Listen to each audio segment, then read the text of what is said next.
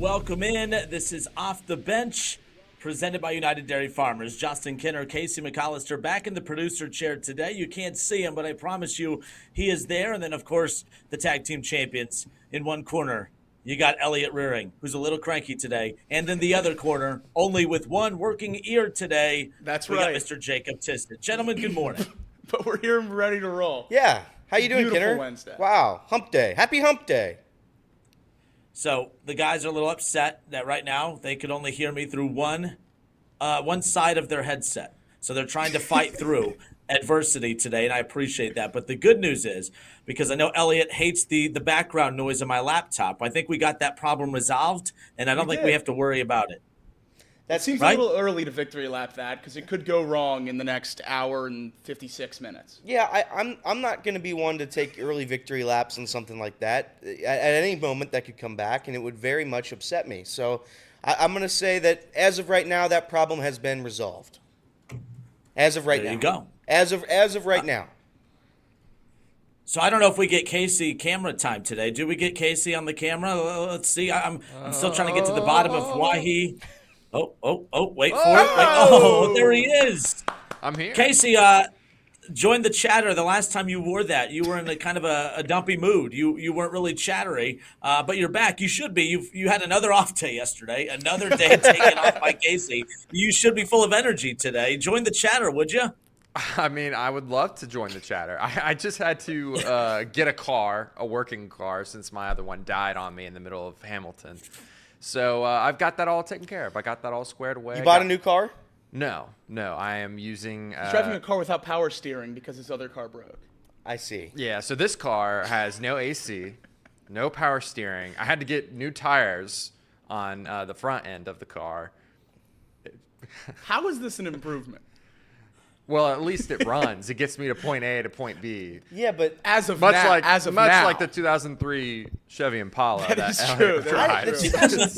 the 2003 Chevy Impala hasn't had this many issues. We know the issue's mine. When I'm at a stoplight, it's gonna turn off. We know this. I just turn it back on, and it runs like a right. gem. That's right. And then every once in a while, sometimes in the winter time, I lose heat. That door. And in the summertime, sometimes air conditioning. That door sounds funky. The door has been fixed. Oh. Ish. Now, Okay. it might go back to being bad at some point, but it's been fixed. All right. 2003 Chevy Impala is still running like a charm. Have you gotten this car out of the parking lot yet? No. No. He stacked those suckers today. Parked right behind it. Really? Oh, yeah. I like that. That's Taking smart. up 2 spots today. That's smart. The fact that thing rolled just perfectly into a spot and does not move anymore is so lucky, because there's not a lot of open spots out there during the day. I know. I was like dumbfounded. I'm like, there's no way this just happened. This is like, honestly, if it were to happen, I'm glad this is where it happened, because it's in a location where I know where it's at and it's not going anywhere. So. Somebody might want it. Well, it's not going anywhere because the car cannot start. Physically, it cannot go Like, anywhere. physically, it's not going anywhere. Fair. I heard yeah, no. Elliot talking about his car. All I could think about is imagine the new car you could have bought had you won that bet just 2 nights That was ago. so mean. That was mean. Yeah, He made that no. was mean. Do you know he bullied my racing stripe office to the point where I had to get a virtual background. My mental health is that it's a little shaky right now because of the bully that is Elliot. I'm just returning the favor. Yeah, I don't know if $1,000 would have gotten me a new car. It would have gone into my savings account, and maybe the $7,000 would have gotten me a new car.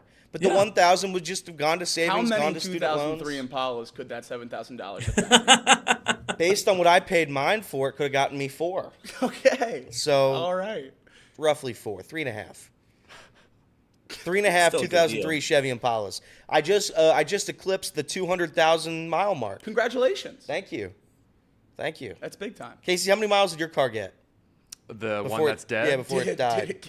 It was at 180. 180? Yeah. 2003 Impala. Chevy Impala, man.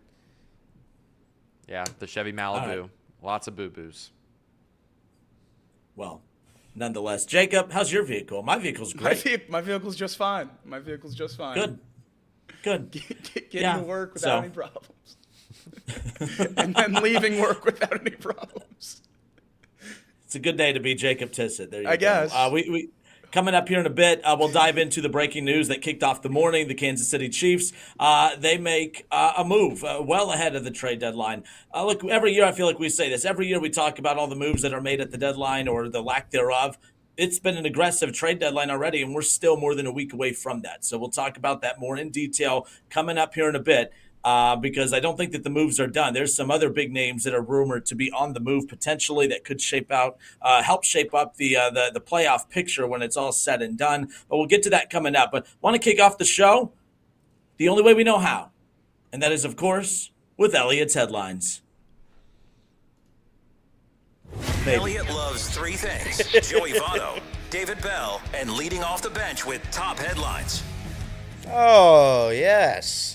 Headlines, finally, to start a show one time. The NBA, it's back. We're all thrilled.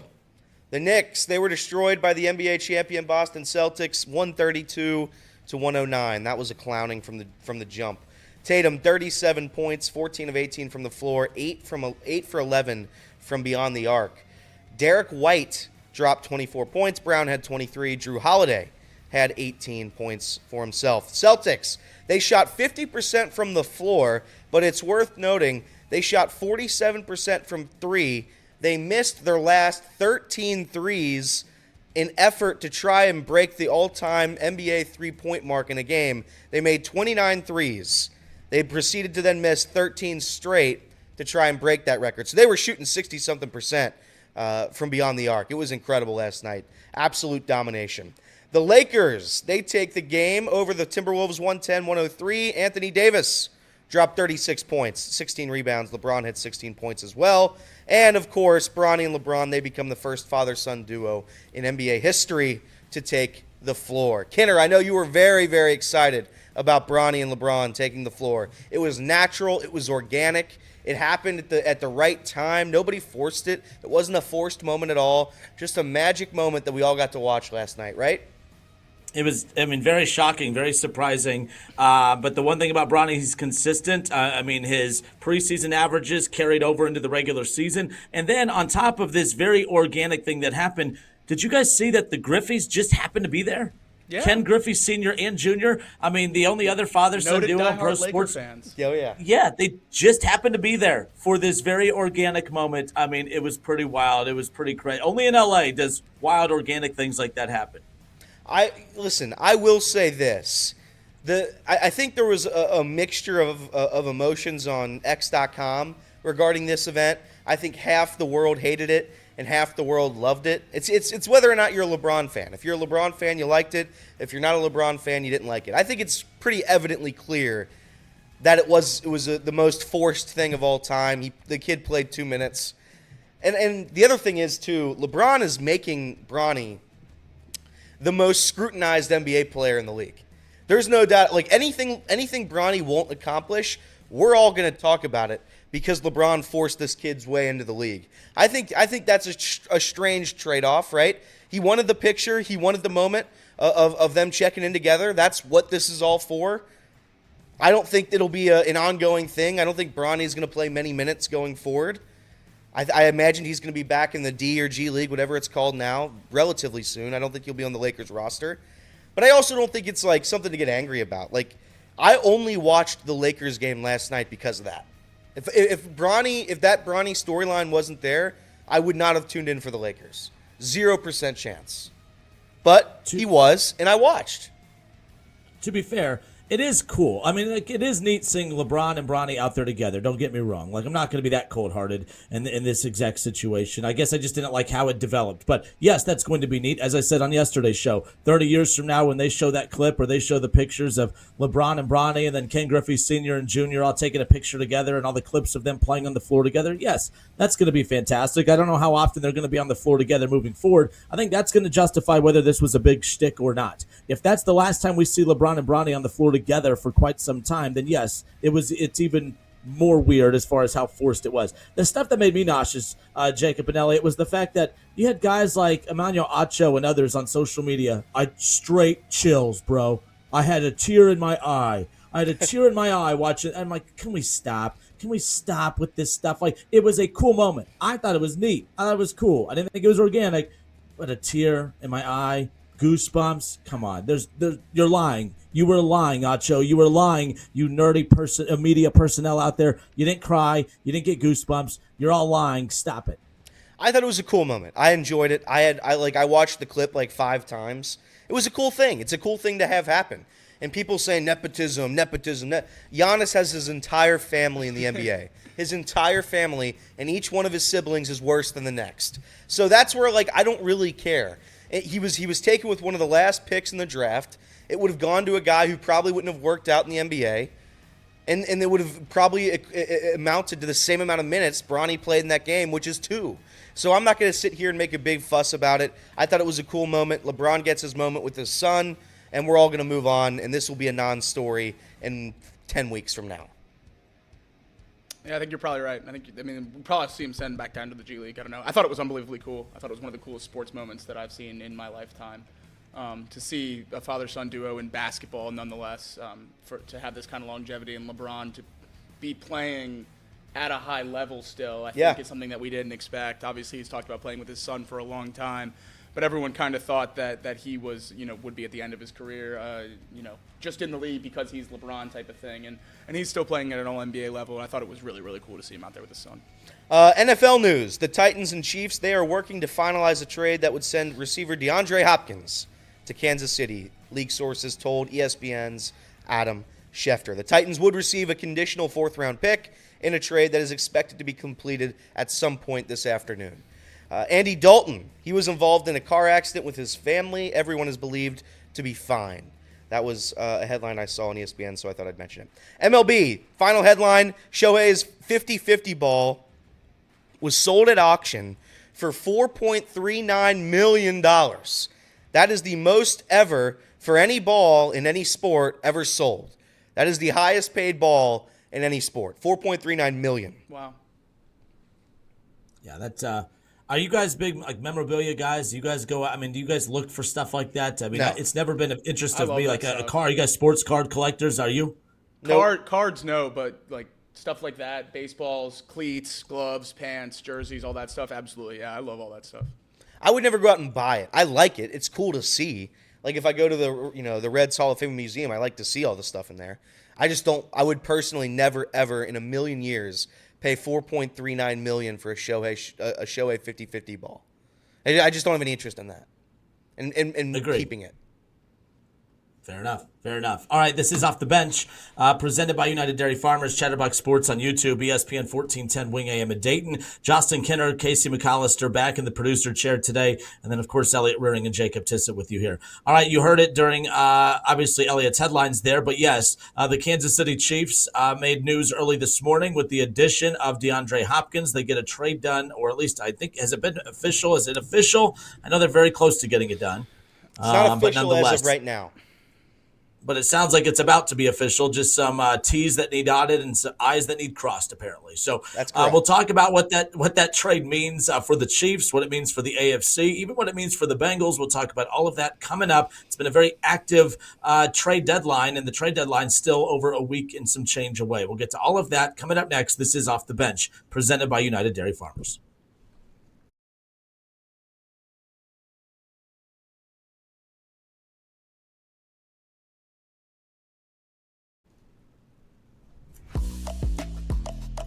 All right, and we are back. Justin Kinner, Elliot Rearing, Jacob Tissett with you here. Casey McAllister back in the producer chair. We welcome you back in. Chatterbox Sports on YouTube, ESPN 1410 Wing AM in Dayton. All right, so we got our day started with some news. This from ESPN's Adam Schefter, big Bengal fan, who broke the news, of course, that the Chiefs were finalizing a deal with the Tennessee Titans to be able to acquire DeAndre Hopkins. When you look around the league and you look at all these teams who have questionable wide receiver rooms, you see a lot of teams who are active and trying to add another weapon to help set them up for the back half of the season, for the run to the playoffs.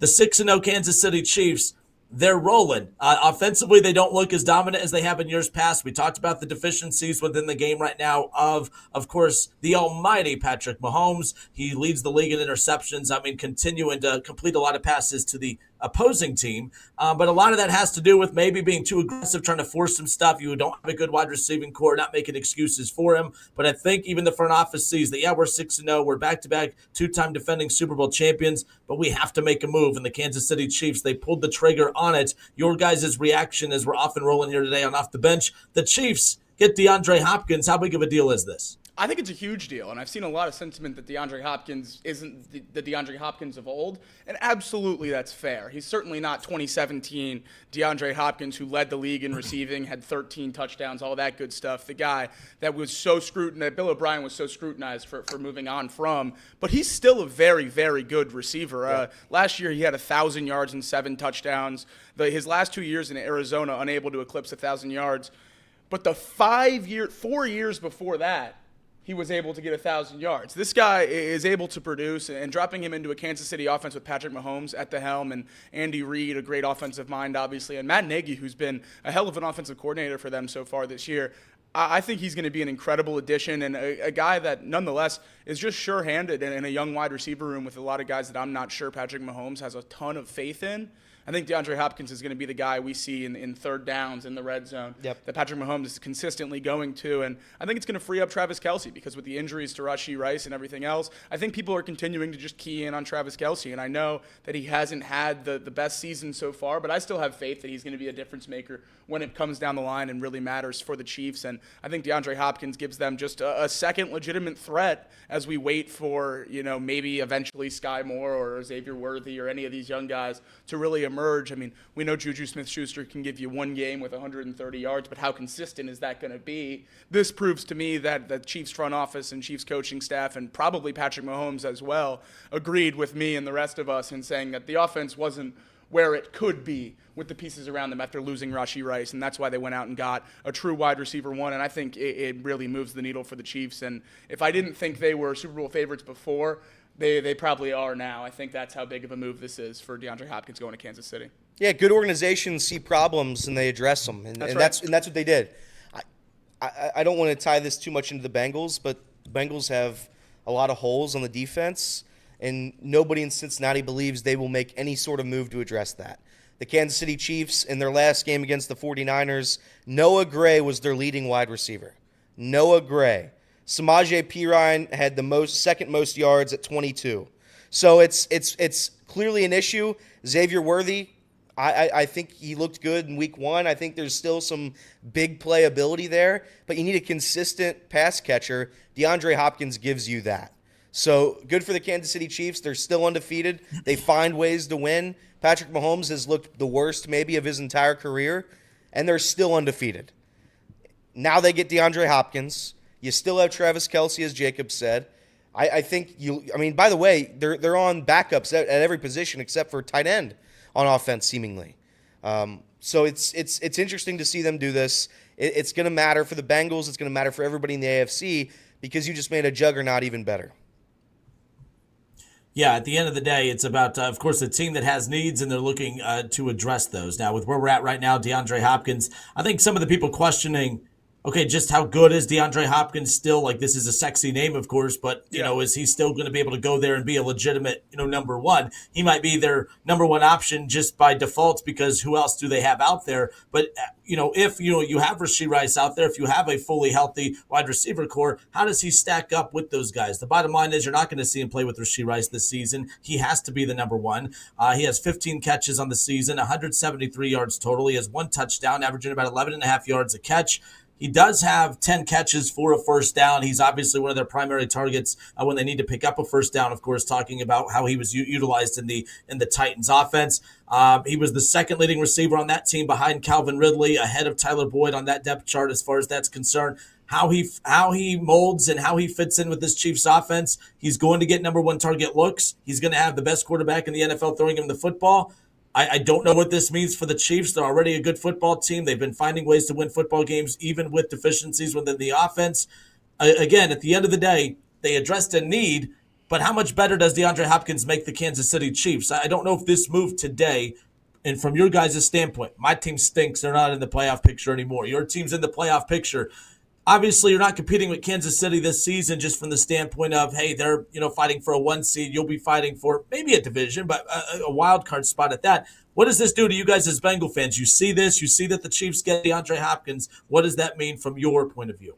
As a Bengal fan at this point, I'm locked in on the wild card, and I think this just further, lengthens the gap between the Chiefs and the second best team in the AFC West, which I don't know that necessarily affects the Bengals at this moment. Obviously, DeAndre Hopkins on the Chiefs is going to affect the Bengals if we are able to make a run in the playoffs and see them again, or see them in the first round as a wild card team and them as a division champion. Whichever way, I think the first time that this affects the Bengals is in the playoffs in a potential matchup, because I do think that this just locks in the Chiefs as an AFC West champion, which they probably were locked in as before this move. That division, this is the best wide receiver in the AFC West now? Yeah. Which is just crazy to say. An almost, an older DeAndre Hopkins is the best wide receiver in the AFC West at this point. And I think it just confirms that the Chiefs are going to win that division, and that's why I don't think it affects the Bengals in the regular season.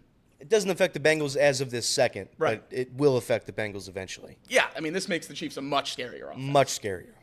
And I do think, like DeAndre Hopkins, whatever you want to say about I think he makes that offense a lot. Having somebody that Patrick Mahomes can rely on to be open somewhere down there, that matters. So it's going to open up the offense more than we've seen it this season, which, again, the offense for the Chiefs has looked bad. Patrick Mahomes has looked bad. And now you're kind of going to see, I imagine, what it would have looked like had everybody stayed healthy. Receiver. Who's the Rashee Rice. Rashee Rice, sorry. If Rashee Rice would have stayed healthy, you're going to see what it would have looked like. And outside of just DeAndre Hopkins' production, which I think he's going to have a lot of it, I would guess probably close to 1,000 yards, or at least pacing that through the games he has left. Yeah. Outside of just that, moving Juju Smith-Schuster down from the 1 to the 2, Xavier Worthy from the 2 to the 3, it gives you so much more freedom in your playbook for a guy who is already so creative in Andy Reid. I think it just opens up the playbook more, like you said. A lot of the stuff that they probably planned on running with Rashee Rice that's been put on the back burner without a true wide receiver 1. You can't get very creative when your wide receiver room is Xavier Worthy, Juju Smith-Schuster, and Justin Watson. I mean, they took Sky Moore in the first round, and he hasn't done anything since he got to the league. So they needed to make a move, and they went out and got a guy who, at the very least, is reliable. If he can't go, 75 catches and 1,000 yards, 10 touchdowns anymore, that's fine. I don't think he'll drop the ball. And I think that's something that they need right now. They need someone that Mahomes can trust in must-convert downs and red zone plays, and that's what they went out and got. Probably the most sure-handed and reliable receiver on the market. All right, and I keep saying that the trade deadline's in a week. It's a little under 2 weeks. It was 2 weeks from yesterday where the trade deadline is coming up on November 5th. And it's wild that usually you see a lot of these types of moves as the trade deadline approaches, like within the under the week, marker as far as that's concerned. But we sit here today, when you look at the fact, sorry about that distracted me even. But when you look at the fact that the Buffalo Bills, they go and add Amari Cooper. All right, the Jets go get Devontae Adams. If you go back to last offseason, the Texans add Stephon Diggs. I know it's a lot of wide receiver movement, but it's a lot of teams being aggressive. Now the Chiefs go get Hopkins. The Ravens add Derrick Henry. There's a lot of teams that have made aggressive moves from the offseason heading in. But if you just narrow it down to the moves that we've seen these teams make as the deadline approaches, I know the Bengals, that's not their MO. They don't operate that way. Yeah. But you would have to think a team like the Bengals, when you see the Jets make the moves that they did, they finally caved and got a deal done with Hassan Reddick. Obviously, the Jets lose right away when they get Devontae Adams, but they're not out of the playoff picture by any means. You look at what the Chiefs have done. The Bills adding Amari Cooper. I get that it's easy just to say, hey, Bengals don't make those moves. But at a certain point, you look at the teams that are making moves around them. Do you think that sways that front office in Cincinnati? Do you think the Bengals are looking around saying, where can we get better? They don't need to add wide receivers, but they're watching teams around them get better while they stay put. I don't think you can do that if you're Cincinnati at this point.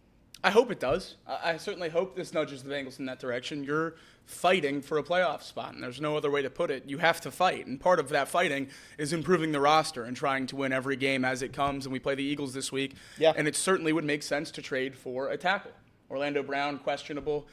He's probably not going to play this week. They said it's not expected to be a long-term injury, but Cody Ford, though he looked, I thought, and Craig Sandlin agreed last night on Chatterbox Bengals, that he looked better than the PFF grades might have led you to believe, but a PFF grade in single digits I don't care how much better than that you looked. You still didn't play very well. And if he's going to be the starting left tackle for this Bengals team going against an Eagles team that had 8 sacks last week against Daniel Jones and the Giants, I'm not exactly thrilled. We've seen a couple tackles be released and are currently on the free agent market. Exploring those options would be fine as well. I don't think it's necessarily just a trade to improve this roster, but as teams continue to sell and blow stuff up around the league, I think I'd be watching the trenches on both sides of the ball. Defensive line, which has played much better, which probably decreases the likelihood of that happening, or offensive tackle just because the depth is so poor. And we've already seen Mims dodge an injury in his second start when he got hurt, dodged an injury, got carted off, came back in that game, and then now we saw Orlando Brown out with a lower body injury, tennis leg. And we'll see how that affects him as the season progresses, because we know with lower body injuries for linemen that can certainly linger. So I think exploring depth at tackle is certainly something I would love the Bengals to do, though I don't think it's necessarily likely. And the one thing I would kind of want to push back on is you saying the Bengals definitely don't need to trade for a wide receiver. I'm not so sure that the Bengals have a wide receiver 3 on their roster. I mean, you talked about the Chiefs going to get DeAndre Hopkins because their leading receivers were Noah Gray and Samaje Perine. Well, last week against the Browns, there was only one target to a wide receiver not named Jamar Chase and T. Higgins. Andre Yoshivas, 1 target, 0 catches. There were no wide receivers outside of 1 and 5 that even had a catch on Sunday. And I think a Bengals offense that wants to throw the ball as much as they do, you need a wide receiver 3 that's going to contribute something. And Andre Yoshivas just disappears for far too long in different games, especially outside of the red zone. But there was a play, Jamar Chase's touchdown actually, where Yoshivas was running free and Burrow didn't see him and threw it to Chase instead, obviously converted the touchdown, so it didn't matter. But he's been able to get open, and sometimes the ball is just not finding him. But I still think when you're only getting targeted once, it proves you're not doing it enough. And I think the Bengals wide receiver 3 needs to improve if they want to make any kind of run later this year, because I'm not going to continue to trust the defense to give up 10 and 14 points against teams better than the Browns and Giants offenses. So they need to step that position up. And if they don't have a guy on the roster they trust that can be better than 0 catches on 1 target, that being Charlie Jones or Jermaine Burton, I think a move for a wide receiver 3, a low end of the roster, a guy that might get cut, that's a move that I'd be interested in making. Yeah, I mean, you signed Gesicki. He's been a non-factor. I'd be shocked. I'd be shocked if he was on the roster at the end of the year. He played 16 snaps against the Browns. 16 snaps. He was barely on the field. So I don't know. 18 of Mike Gesicki's 22 snaps came in the first, or targets came in the first 3 weeks of the season. Outrageous. He's been targeted 4 times since week 3. So, and I've defended Yoshi, but at some point you have to call a spade, and Yoshi is just not where T. Higgins and Jamar Chase are. That's not like everybody knows that, but they're not even within the same ballpark. He's not in the same stratosphere. He's not of those what Tyler two guys. Boyd was last year. No, he's not even close to a Tyler Boyd. So I think he's a fine wide receiver, and I think he can be serviceable somewhere down the line. But when you need bulk catches, when you need somebody to be open, I'm not going out and saying Andre Yoshivas is that answer. I thought he's played well this season. But again, he just hasn't been what the Bengals need him to be, especially if you're looking at next year. Not that you can look ahead, but if you look ahead next year and say, all right, we have Yoshi, can he be a number 2? That answer is almost certainly no. Right. I think he could be a Bengal for a long time, but he's not a number 2 wide receiver, and he's not close to it. The Bengals defense needs help. The Bengals offensive line might need help. Every other team makes moves at the deadline. Every team. You see a problem, you address it. You try to address it. The Bengals don't, and at some point we've all just thrown our hands up in the air and said, you know what, it's what they do. The Cincinnati Bengals don't make moves at the deadline, and we're all okay with it. That's just what happens. It's the Cincinnati Bengal way. I think that's unacceptable. I think there's clear problems with this roster, and you can at least try to make a couple moves, maybe make a move at this deadline that could help the roster. You're 3-4. You still have a chance at the playoffs. Go fight. If you win this week, 4-4, I don't see why you wouldn't go push for some sort of help. No, that's a good point. And one point I was going to make on all this too, and you guys touched on it perfectly, about the Bengals they need to look at something. Not every move is going to work. Like, the Jets went and got Devontae Adams, and right away they only put 15 points up and they lose a football game. And I'm not saying that the Devontae Adams trade is not going to work, but at least Jets fans who are sitting there, like, they go get Aaron Rodgers. It hasn't worked so far. You go get Devontae Adams. It hasn't worked so far. You get, you make the trade to get Hassan Reddick. It hasn't worked so far. But at the very least, Jets fans aren't sitting back saying our team doesn't give a damn. Right. The Jets fans at least feel like, the Jets fans are sitting back saying, well, damn, like, man, the Jets, they're trying. They move on from there. They make a reshuffle in their coaching room. They go get a Devontae Adams. They finally swallow their pride and get a deal done with Hassan Reddick. They're trying. They're making efforts to better this roster and put them in a position to win. It may not work, but at least they're trying. The Buffalo Bills, they didn't go out and get the number one wide receiver that's available, but they looked at the help or lack thereof that Josh Allen had, and they go get Amari Cooper. Bills fans can't sit back and say our front office didn't try. The Bills said, hey, we have a winning record, but we still need to add, and that's what they did. Chiefs fans can't look at their front office and say, hey, we're complacent. We won back-to-back Super Bowls. This is house money this year. Whatever happens, happens. No, they went out and were aggressive, and they get a deal done to get DeAndre Hopkins. Who knows if all those moves work? Who knows if only one of those moves technically will work if any of those teams win a Super Bowl. And even if they don't, it doesn't mean that it was a bad decision. All those fan bases feel like their team cares. If you're a Cincinnati Bengals fan right now, and you look at how hard your team has fought back from being 0-3 and 1-4, and they've won back-to-back games, and they're back in the playoff hunt. As a Bengals fan, I would be pissed off if you watch all these teams make moves around you and they don't make one single move of substance. I would have a huge problem with that as a Bengals fan, but I don't want to bury the front office yet. I know how they operate in the past. There's still 2 weeks. But the clock's ticking, and I am curious if that front office, Duke Tobin and company, sits back and looks at what's going on and decides to try to make a move. Pittsburgh, we were joking about them before the show. Every time a wide receiver is dangled out there, Pittsburgh's in on it. They never pull the trigger, but they're going to eventually. What if the Pittsburgh Steelers now with Russell Wilson, who looked very good the other night, and I'm putting a lot of stock in one game. I get that. People were on me yesterday for overreacting to one game, but it's what I'm rolling with for now. If that's who Pittsburgh is, I really like him. But if they do pull the trigger and go get a Cooper Kupp, and you have Russell Wilson from the other night throwing the ball to George Pickens and Cooper Kupp, and the Bengals sit back and do nothing, how can you sit back and say our front office gives a damn? Because I feel like they said, hey, Joe Burrow, you got your money? You guys be quiet now. You guys thought we wouldn't take care of your quarterback. We got him taken care of. There you go. I just think it's going to look really bad on Cincinnati if they do not make any single move to make the fans feel like they give a damn when you look at all the other teams who seem to care more. But there's still time. There's still time. I personally do think there's no doubt in my mind that the Bengals front office does give a damn. I think they've addressed every issue that's ever been presented to them in this Super Bowl window and done it really, really well. I mean, we made the Super Bowl in 2021, and every Bengals fan sat on that street in front of Paul Brown with picket fences and saying, fix the O-line, keep Joe Burrow upright. And that's exactly what they did. They put more money and more draft capital in the O-line than anyone ever has. And then last year we see the D-line, really struggling. DJ Reader leave. They go out, they sign Sheldon Rankins, who's the best pass rushing interior D-lineman on the market. And then we see the tackle position. Jonah Williams leaves. Well, they sign Trent Brown, who's the best tackle on the open market. And then you draft one at 18. They fix that. The safety position's terrible. They go sign 2 safeties. The tight end position, there's no one producing there. You go sign Mike Gesicki. Has it all worked? No. Do I think the Bengals front office is actively trying to improve this roster really at every point in time other than midseason? Absolutely. And I think there's a lot of teams in the NFL that don't make midseason trades. So I'm not out on this front office by any means, and not making a trade in the middle of the season is not going to make me be out on the current plan. I think they're doing a really good job at addressing the needs in the Super Bowl window and doing it within their means, which is something that is definitely something that needs to be talked about. No, and I get that, but the problem is like not a lot of teams make moves at the deadline, but this year they are, and a lot of teams are positioning themselves for that final push. And you're right, and to be fair to that, you are right. That offensive line, that was the number one aspect that they had to invest in, and man, did they. You get Orlando Brown Jr., you talked about Trent Brown. It looks like they finally hit on an O-lineman in the draft. Mims has looked fantastic. You are right, they have done it from that perspective, but I think from an all-in perspective, I don't feel like at any point the Bengals since reaching the Super Bowl have gone all in. I don't think that they've taken advantage. They never took advantage, in my opinion, of that rookie quarterback contract run with Joe Burrow. I don't think they maximized that era.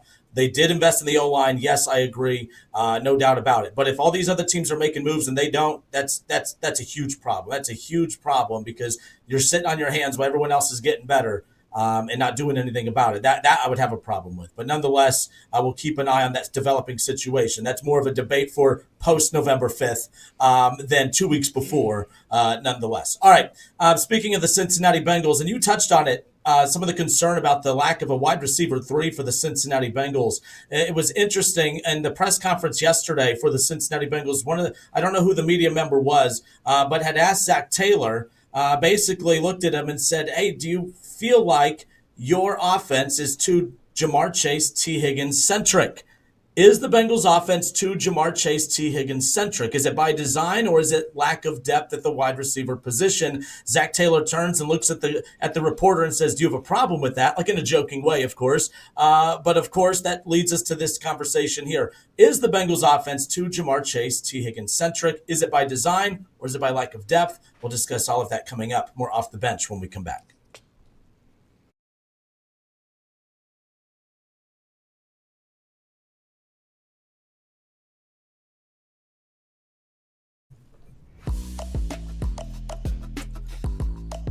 Justin Kinner, Casey McAllister in the producer chair. We got Elliot Rearing and Jacob Tissett with you here. Woo. Happy Wednesday. This is Off the Bench, presented by United Dairy Farmers. All right, let's dive into it. Zach Taylor yesterday during a press conference was asked about, does he feel like the offense is becoming too Jamar Chase, T. Higgins centric?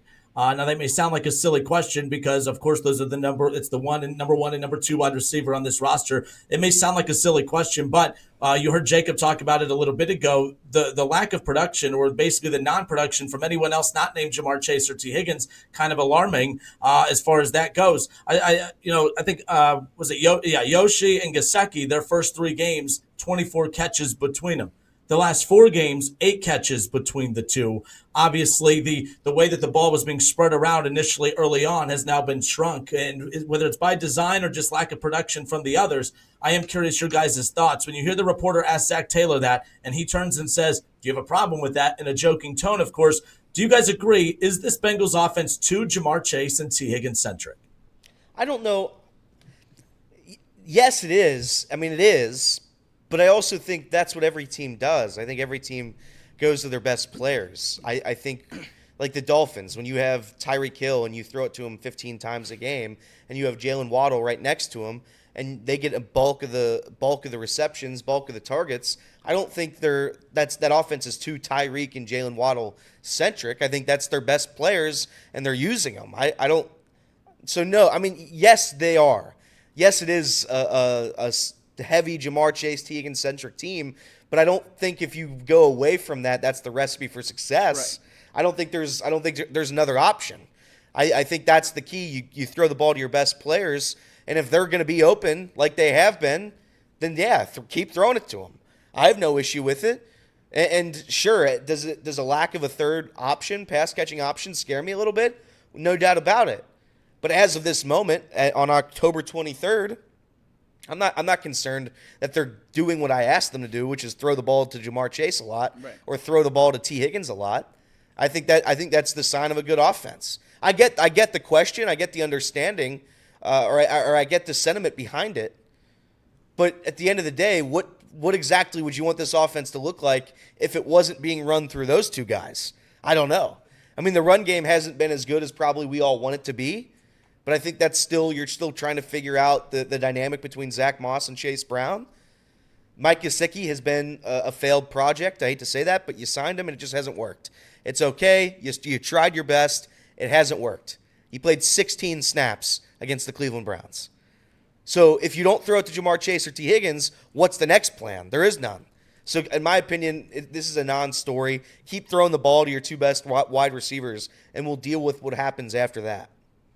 Yeah, I think it is a problem. It's certainly a problem. I think you put it very, very well there, where it is a problem, but the solution's not better. So I don't know that it is a problem, or at least not a problem that's worth being talked about. Every time I get upset about the Bengals wide receiver 3 or lack thereof, I just think maybe I was spoiled for so long with Tyler Boyd, T. Higgins, and Jamar Chase. I mean, think around the league at other teams with 2 elite wide receivers like a Jamar Chase and a T. Higgins. Waddle and Tyreek, like you just said. Who's their wide receiver 3? 35-year-old Odell Beckham? Yeah. And he hasn't even played yet this year. The other 2 elite wide receivers, Debo and Ayuk, they have a great wide receiver 3 in Juwan Jennings. But that's really a one-of-one example. Philadelphia. They tried to fill that hole this offseason by trading a 3rd-round pick for Jahan Dotson, and that looks like one of the worst trades of the entire offseason at this point because he's not doing anything.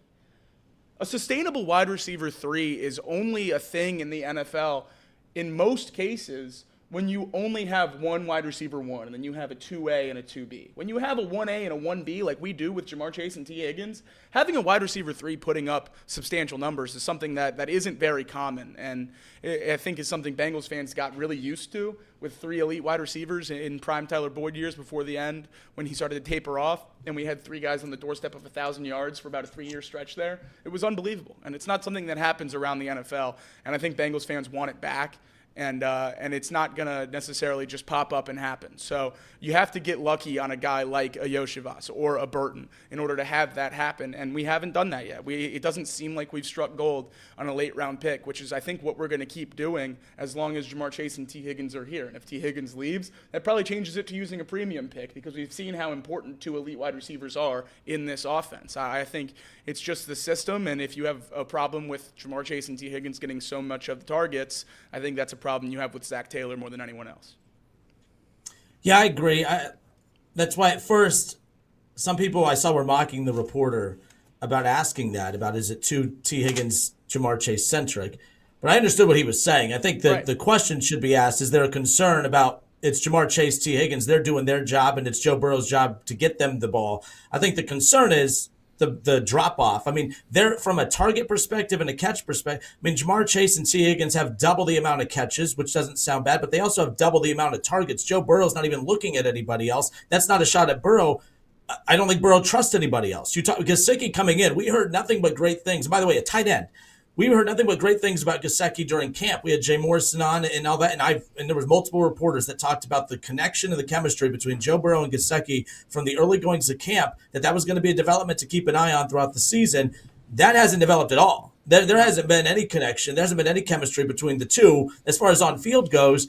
And I think that's a concern. I think that when they, when they get Burton in the draft, there was a lot of expectations for him. Now, Jake, you're talking long-term expectations, but some believe that, hey, you get a guy that some graded as a first rounder without the red flags off the field, you should be able to go in and be a number 3 behind T and Jamar. Obviously, there could be non-talent related stuff that's keeping him off that field. Yoshi's been big at times, like especially in the red zone. He had some big catches against, obviously, the Chiefs, in the red zone, especially in the end zone. And then he had some of that big catch, of course, against the Giants or against the Commanders not too long ago, and against the Giants as well. The bottom line is, at the end of the day, they're just not getting contributions from anyone other than T. Higgins and Jamar Chase. I don't think it's a scheme issue. I don't think it's a Joe Burrow issue. I don't think it's anything other than there's just no real talent sitting behind those two right now as far as guys that can impact this team in 2024.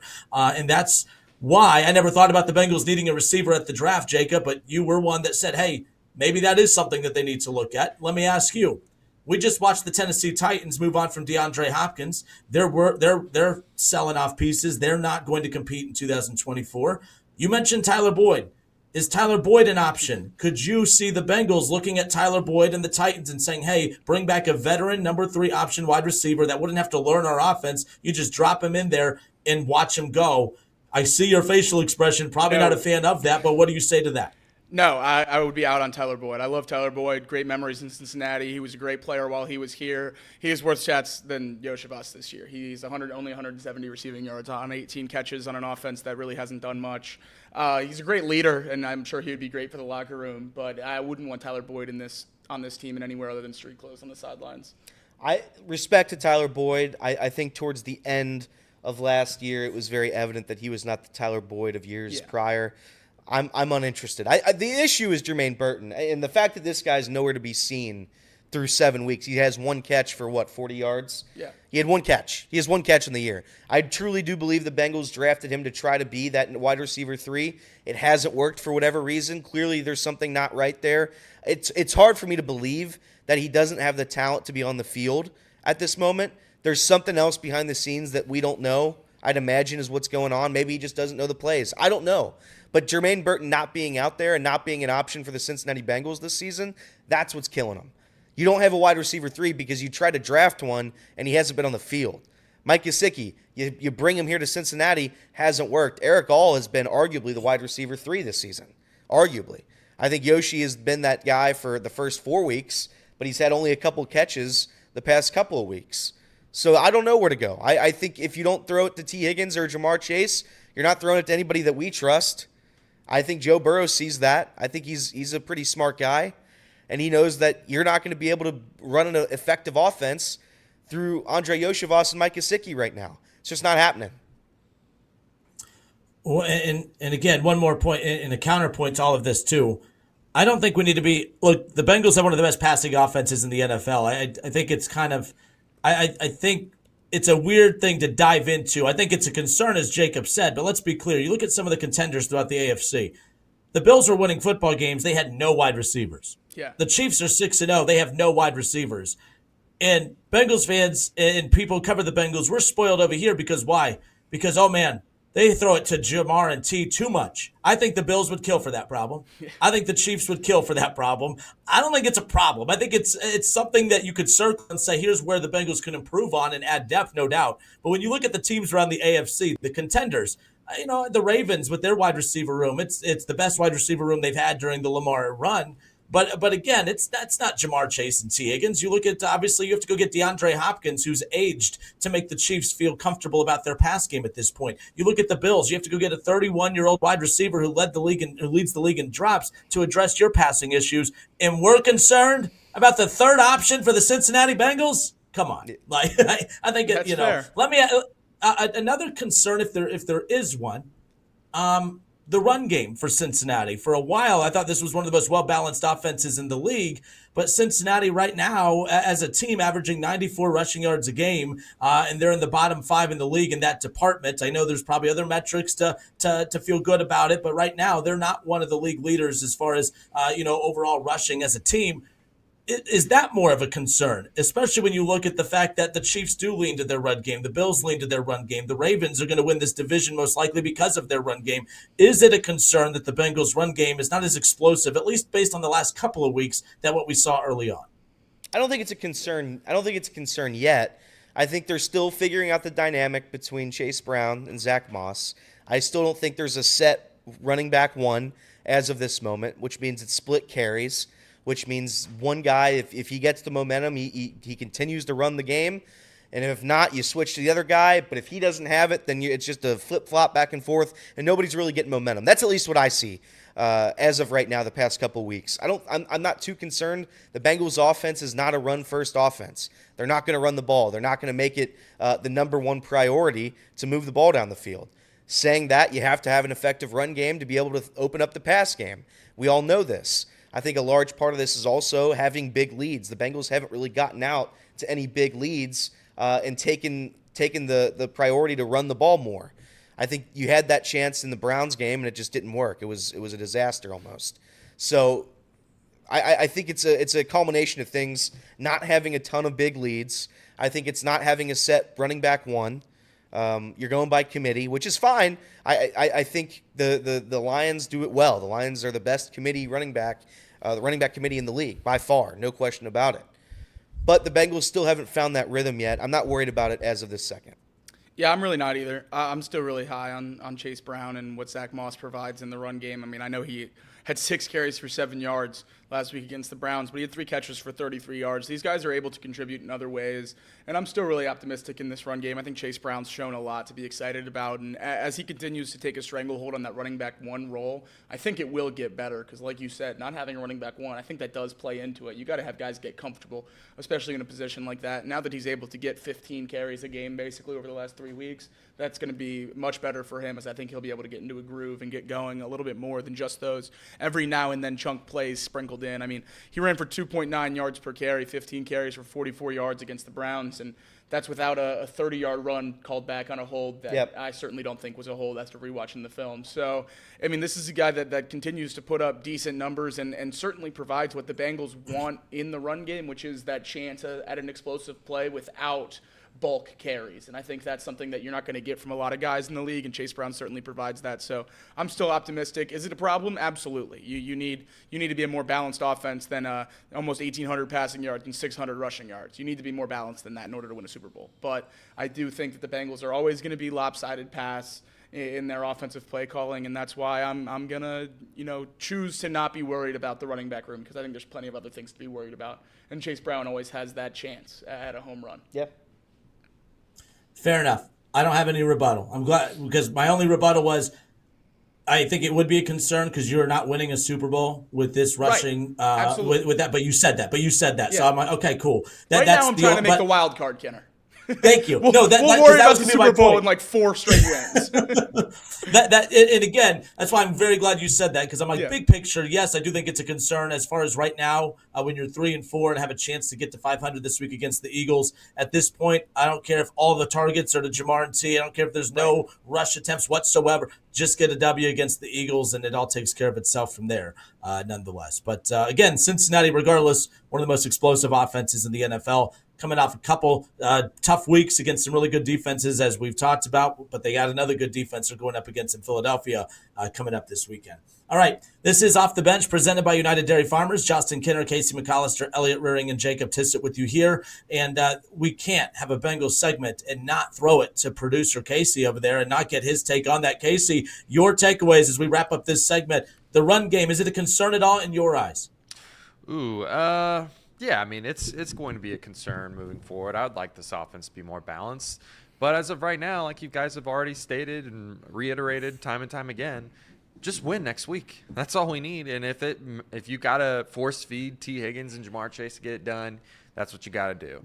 I still think that I'm going to hold out faith in that receiver 3 position getting figured out somewhere on this roster. We are only 7 weeks into the year, and this is basically going to be Yoshi's rookie season playing. I mean, I know he had a few snaps his rookie year, but he's finally getting starting snaps, right? I think it just takes time for some of these guys to finally mature into the type of player that we want them to be. So I'm going to just choose to hold out on and have faith in some of the guys on this roster, including Jermaine Burton. It's a long season, and it sometimes doesn't click for some of these guys right away. So that being said, I think that the run game, yes, it's important.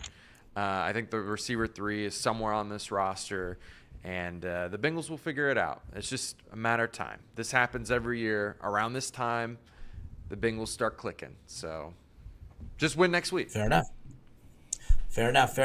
All right, we're going to transition over to baseball for a brief moment. We'll have buy or sell coming up around the corner here as well. We'll get back into some more NFL and college football stuff here around the corner. But Yankees-Dodgers World Series Game 1 coming up on Friday night at 8 o'clock. And again, if it does go 7, it would go all the way through November 2nd if this series does, in fact, go 7. We'll talk about that coming up around the corner. But I am curious because I've heard Elliot say, keep an eye on it. He'll watch it, but he's not excited about it. Jacob, you hate both these teams, but I have to ask, which team do you hate more? Which team would winning a World Series just agitate you more than the other, the Yankees or the Dodgers? We'll get to that next. This is Off the Bench.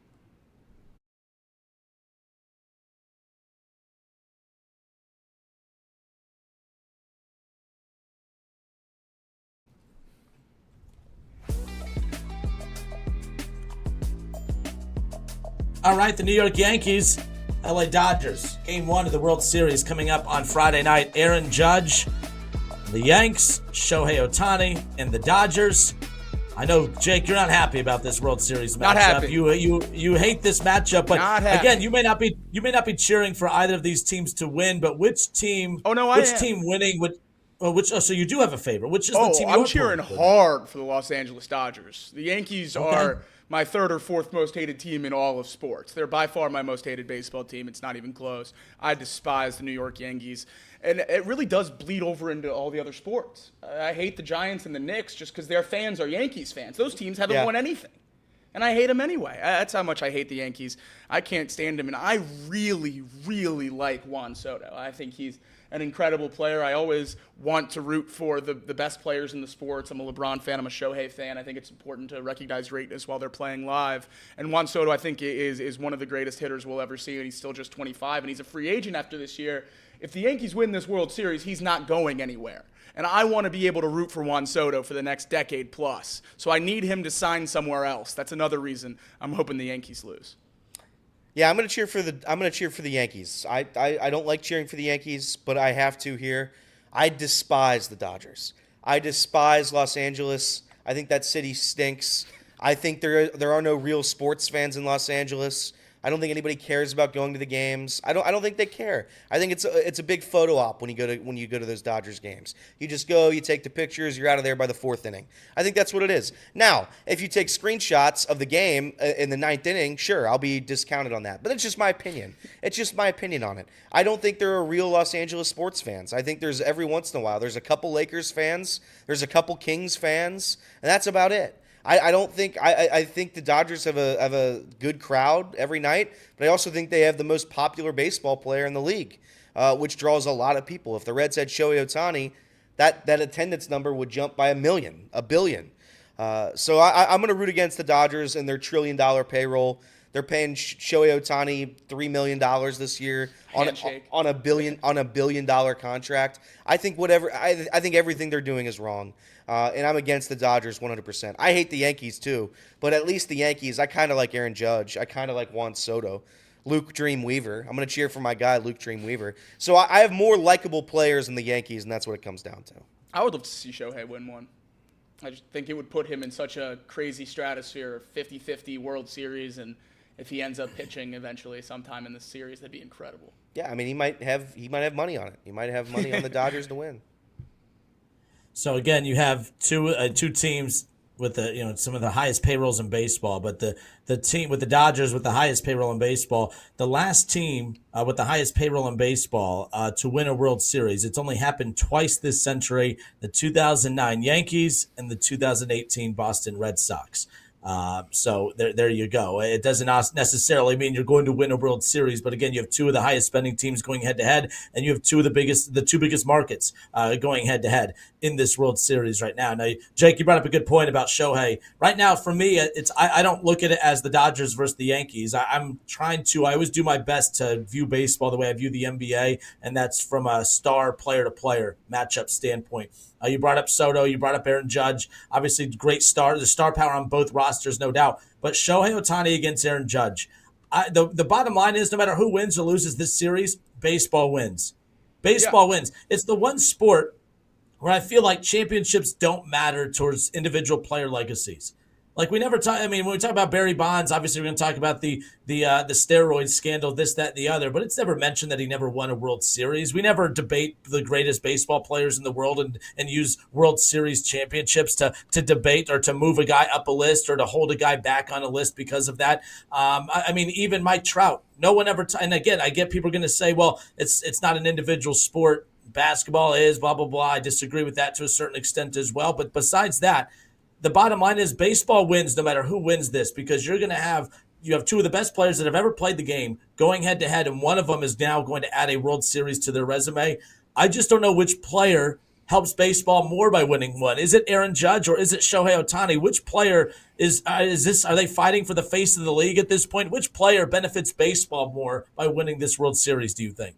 I think it's probably Aaron Judge, because I think the whole Shohei arc is better once he loses and he gets back as the pitcher as well. Yep. You can do the whole, they lost to you play the little mighty Dodgers working all the way up, lost to the big bad Yankees, and they get their $1 billion back all the way to the mountaintop, and Shohei's on the mound and he wins. I think that's the better arc for Shohei. Judge winning it this year would be a perfect cap to an incredible season that I think has been overlooked because of what Shohei did in LA. I mean, Aaron Judge put up incredible numbers all season long. Obviously not the same home run numbers as a year ago, or a couple years ago, but better all-around hitting numbers in many categories. So an Aaron Judge capping an incredible season with a World Series, I think, is what's the better storyline at this point. Certainly not a bad one if Shohei can win it in his first trip to the playoffs in his first year in LA.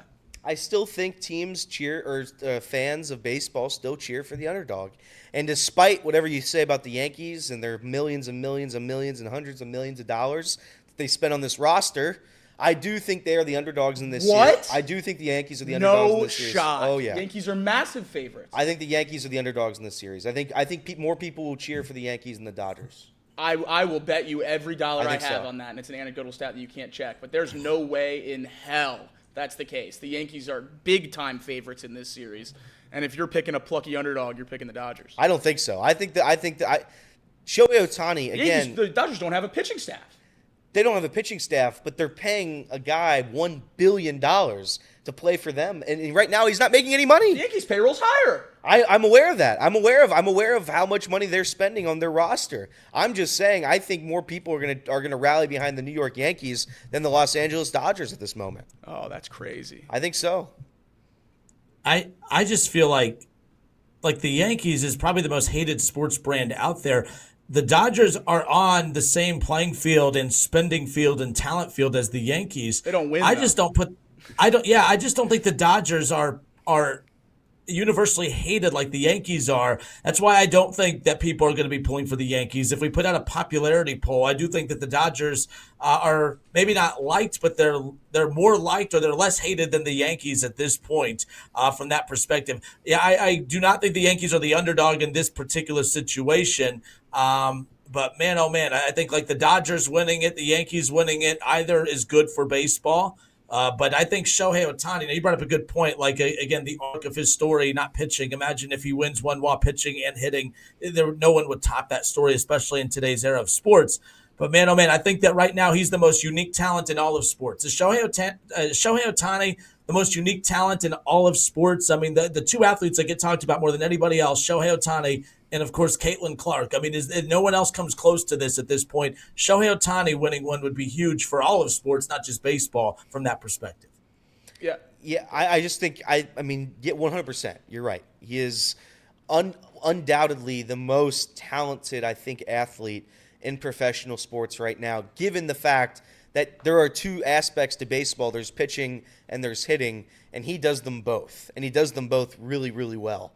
So, yeah, I think from that standpoint, he is. Because I don't think in any other sport you can really play both sides until Travis Hunter gets to the NFL. Maybe then there might be some sort of switch. But I still think Travis Hunter is going to pick a side when he gets to the NFL. I don't think you can be both ways in the world's most popular sport. I don't think that can happen. The country's most popular sport. Shout out to soccer. The world's most popular sport. But yeah, Shohei Ohtani, no doubt about it. I think he's the most talented athlete in professional major league sports today.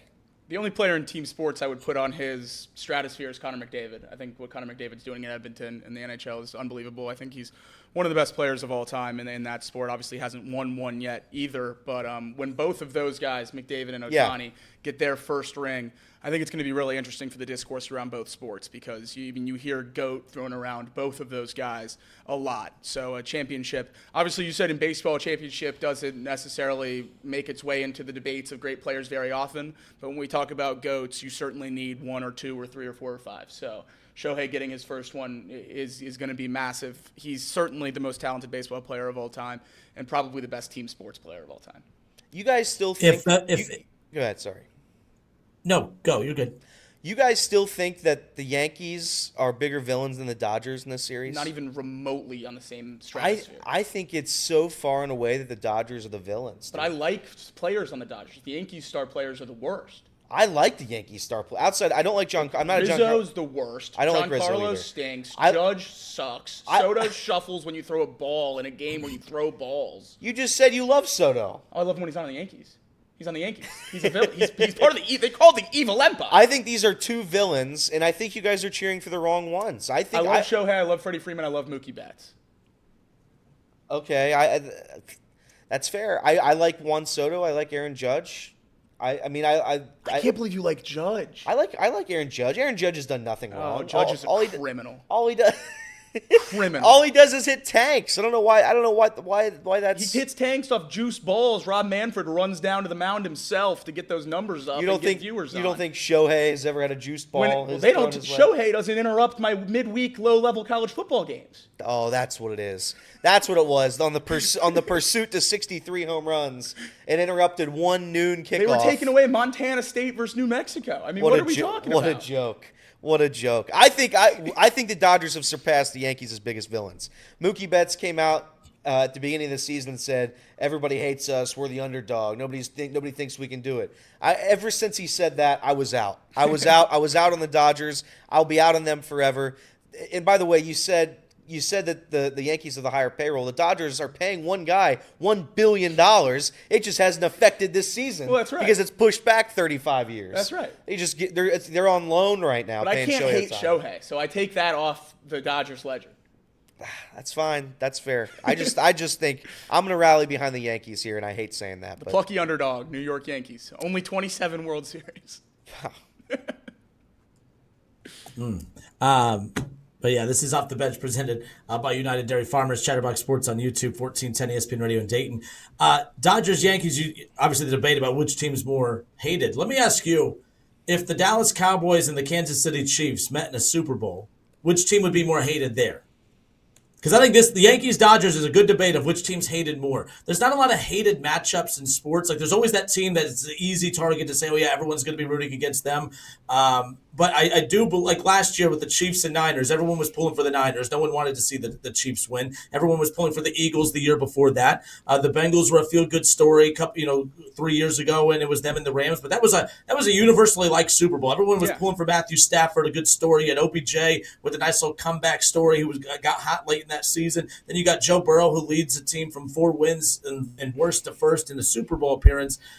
There's not many opportunities in the NFL where there's teams that are hated outside of the Chiefs right now. But if the Chiefs and Cowboys went head-to-head, in a Super Bowl, which team is more hated in that situation? I think there would be a generational gap. I think the people that had seen Jerry Jones and the Cowboys win and be at the top of the league hate the Cowboys a lot more than people my age do. I mean, obviously it's been passed down a little bit. It's the big bad Cowboys, America's team. You got to root against them. Jerry Jones, all that good stuff. But they haven't won in so long. that's what I'm saying. That if the Chiefs were right there, I would be rooting for the Cowboys against the Chiefs. Yeah, I would be rooting for the Cowboys as well. It's the same way I'd be cheering for the Yankees here. I The think Dodgers won a World Series more recently than the Yankees. that's what I'm saying. The Chiefs won a championship more recently than the Cowboys. Right, so you're saying you'd root for the Chiefs. No, I'd root for the Cowboys. Oh, okay. Yeah, I got you. No, I'd root for the I'm with you. I'm with you. I'd root for the Cowboys and I'd root for the Yankees because they haven't won a ton. They haven't had. I guess I can't say they haven't had success. The Cowboys haven't. But the Yankees haven't won a ton. No. Just clip that. No. Don't clip that because that's not what I meant to say. They have not won a World Series a ton since what? 2008 was the last Since one. 09. 2009 was the last time they won a World Series. Like they've always been there. They win 95 games. They go to the playoffs every year. But they don't win World Series. The Cowboys are kind of the same way. They get to the playoffs, they're good enough to make the playoffs, and they just never win playoff games. So, yeah, I'd cheer for the Cowboys against the Chiefs. I would like to make an argument, too, that because we're talking to a lot of Bengals fans, I think it's easy to pick against the Chiefs. But I think the Chiefs might be one of the more likable dynasties in sports history. That's fair. I don't think the Chiefs That's are hated fair. outside of I think they're hated in Buffalo. I think they're hated, obviously, Cincinnati. I think that the rivals of those teams. Buffalo, but I don't Cincinnati, think Baltimore for sure, San Francisco, Philly. I don't know if they're hated in all those, though. Are they? I think they are generally despised by the vast majority of NFL teams, yeah. Just because they're good? Yes. The same reason everyone hated the Chiefs, or the Patriots. I mean, the fact that they go out and get a guy who has been riding pine and backing running backs up for the last 6 years, and they just drop Kareem Hunt back in their offense, and he's the leading rusher in the league, is I think, a perfect example of why people hate them. They're doing exactly what the Patriots did. I mean, how many times did we see the Patriots let guys go and they stink elsewhere and they bring them back, coaches and players alike in that situation? Juju Smith-Schuster sitting on the waiver wire for 3 weeks, joins the Chiefs 130 yards and a touchdown. I think that's the reason people are hating the Chiefs, and it's not the cheating like the people hated the Patriots for. It's strictly being really good. I think people hated keep going, yeah. I hated Tom Brady and I hated Bill Belichick. I did not like them. I did not like that duo. I hated the dynasty. I hated the evil empire. I hated it all.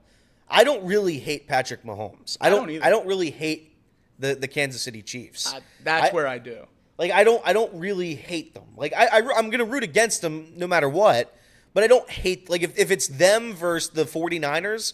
Yeah, I'll cheer for the Chiefs. I don't really care that much. It doesn't bother me. If it's the Lions versus the Chiefs, then I'll take the Lions. It just depends who they play. And as of this moment, go back to your question, Cowboys, Chiefs. I don't like the Cowboys, but yeah, I'd take the Cowboys over them. They haven't won anything ever in my lifetime. So I'm not concerned about the Chiefs. I'm not. Yeah, I found the Patriots. You had guys murdering people. You had cheating scandals. Allegedly. You have a coach. You have a coach that no one liked because he was just kind of very rough around the edges and just was rude with media. This, that, the other. Like I think the Patriots run like, and you had the winning on top of that. Obviously, that made it worse. But the Chiefs, the quarterback doesn't have an annoying person. I think the worst parts about Patrick Mahomes are the people around him more than anything else. But I think Andy Reid, everyone loves Andy Reid. I think Travis Kelce was liked up until the point where he started, dating Taylor Swift, this, that, the other. But it would be interesting to see how that would happen. But yeah, the debate of Yankees, Dodgers, which team is hated more? Interesting one nonetheless. I still think it's the Yankees, just because I think they're universally one of the most hated brands in all of sports. But there you go. But the Dodgers are the same. Everything you hate about the Yankees, you should hate about the Dodgers, as far as that goes. But I think Yankees fans at least care. I think that's a bad argument. I think it's a great argument. Dodgers and Lakers have fans. No other LA team does, but Dodgers and Lakers have diehard fans. I think they might, but I think all Yankees fans care. I think all Yankees fans are scumbags. They might be, and but I hate them all. They might be, but I'll tell you what, they show up and they're loud every game. So. Hey, Aaron! And then Aaron does, and then they go, hey, Volpe! And then, hey. The roll call is the dumbest thing in the world. I like the roll call. Hey, Jacob. Yeah. Look, you're a Yankees fan. More off the bench when we come back.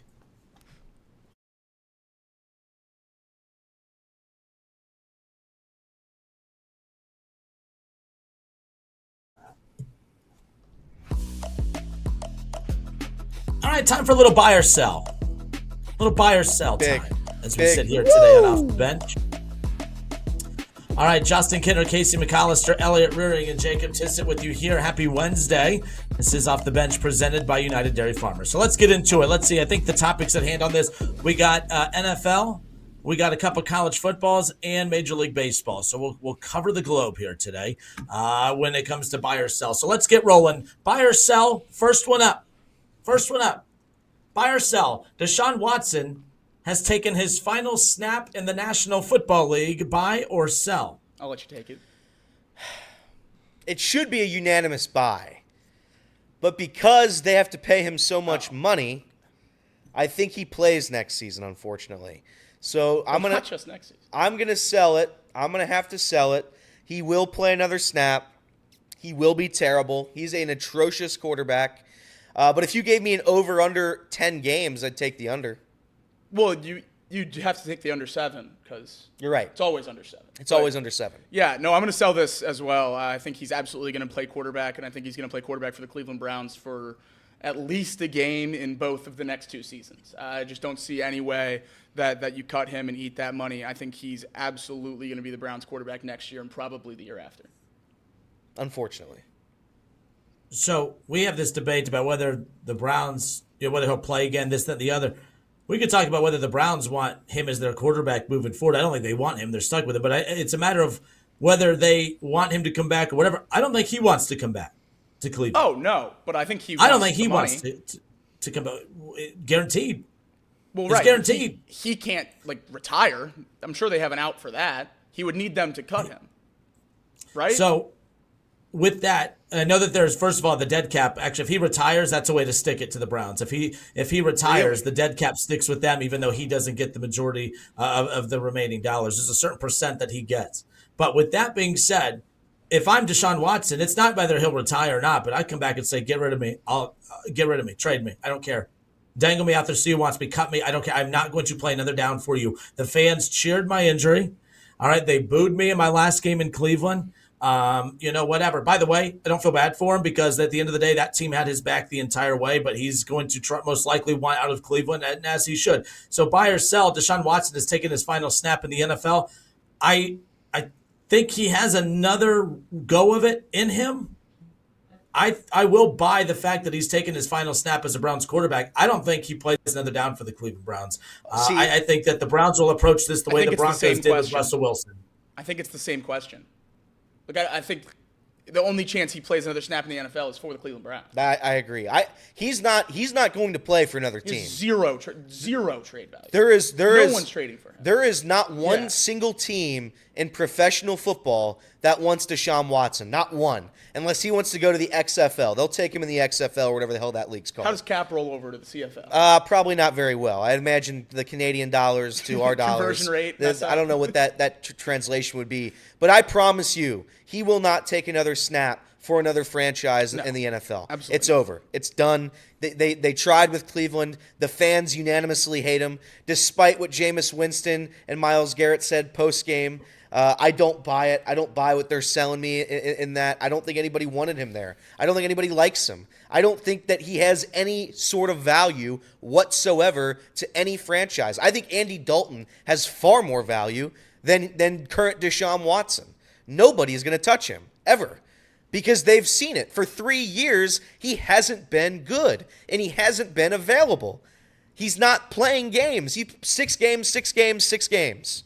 And all those games, I'd argue, I would say maybe 80% of them, 85 to 90% of those games, he's been truly one of the worst quarterbacks in professional sports. He has no value. He's worthless. He's not a good person. Nobody's going to cheer for him. Nobody's buying a Deshaun Watson jersey unless it's out of irony so they can film it when they burn it in a fire.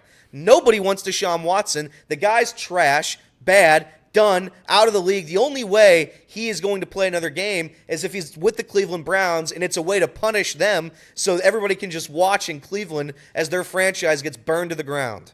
That's it. Respectfully. Yeah, I think he has taken his final snap in the NFL. I think there's a good chance that the Browns do move on from Andrew Berry and Kevin Stefanski after this season, which I think is crazy. But again, I don't think that if you're going to clean house and start over, and it may not be a necessary rebuild, I think they're going to keep that defense in place. That a lot of reports out of Cleveland that the Browns have no interest in moving on from Myles Garrett. A lot of teams that have called on Zadarius Smith and Newsome and others have, inquired about Myles Garrett, and that there has been no indication at all that the Browns are willing to move on from him in that regard. So with that being said, though, whatever that new coaching staff and general manager that comes in, hey, they're going to inherit that mess, but I don't think they're going. I think that's going to be questions asked. If they do move on from Kevin Stefanski and Andrew Berry, the conversation in the meeting with the Haslams is, we're interested, but we're not touching Deshaun Watson. He's not. If I'm the new head coach in Cleveland, he's not. He's not going under center in my offense. He's not touching the football as long as I'm the head coach. And if I'm the new general manager, I also don't want to be tied to that as well. So that's why I think he is done in Cleveland. I do not think he'll take another snap, so I will buy that. And you guys make great points. No other team's going to touch him at this point, especially. Now, if we would have done this coming into the season, I would have said, yeah, another team will give him a shot, because I still think that there was something there, but he proved that there's nothing there, that he's lost it between the ears. He's mentally not in it. I think whatever it is, he doesn't have it. And I think he's done. So I will buy that he has taken his final snap in the NFL. Firing Kevin Stefanski would be a joke. Insane. That would be organizational. Oh, no doubt. That would be organizational malpractice. If you were extending Andrew Berry was organizational malpractice, which they did this offseason. I disagree with that. Andrew Berry is very good. I don't mind Andrew Berry. I think Andrew Berry. He got us a loaded roster with a lot of potential. I had no problem. Andrew Berry did a great job. Isn't he the one with this Deshaun restructure? With the Deshaun restructure, it was a Haslam thing that was put on. They didn't want to go get Deshaun Watson. This wasn't an Andrew Berry thing. I was under the impression Andrew Berry was the one that restructured Deshaun's contract, so these next 2 years are $75 million cap hits. First of all, he restructured a lot of contracts. He restructured Myles Garrett's, he restructured Nick Chubb's, he restructured Newsome's and Delpit's and everybody's. Amari Cooper trade was terrible because of the contract restructure with how much it's going to still affect your cap with him somewhere else. I don't think he's been very good. I think he's done the best job he can to work around the worst contract in NFL history. He's done great. That's exactly what you want your general manager to do. Roll over contracts, create cap space so you can go get good players to add to your roster. Did it work out? No. But they were, as far as look at that defense. That defense is in a situation right now where the whole reason this whole Deshaun Watson thing is disappointing is because that's a Super Bowl caliber defense when it's all said and done. I think a lot of the money on defense is questions about it too. Paying Denzel Ward that much with his injury concerns and all those things. There's a lot of questionable contracts with the Browns. They're not questionable. They were good contracts. If Deshaun Watson works out, no, it's not a debate. If Deshaun Watson works out, we're not having this discussion. They're winning football games competing for the division. I get that they didn't, but this idea to say the rest of the contracts were bad because the one contract for Deshaun didn't work out that was forced on them by the ownership. Questionable contracts on the Browns. when your team gets contracts, let me know. But no, those weren't questionable. Those contracts weren't questionable. The only bad one, Deshaun Watson. The other contracts weren't questionable. The questionable decisions I have is not bringing Joe Flacco back. I have a problem with that. Kareem Hunt, who they said was washed, clearly not. I have a problem with that. Those are the decisions I have a problem with. But no, I mean, not gonna. Oh, Andrew Berry's bad because he has talent on his roster. No, no. I think it's a mistake for Cleveland to move on from both. All right. Okay. Yeah, I think firing Andrew Berry would be a good move. Well, your team should get a general manager, and then we can have that discussion. As far as that's concerned. Tobin sucks. Tobin stinks. By the way, and keep in mind too. That's wild. That's wild.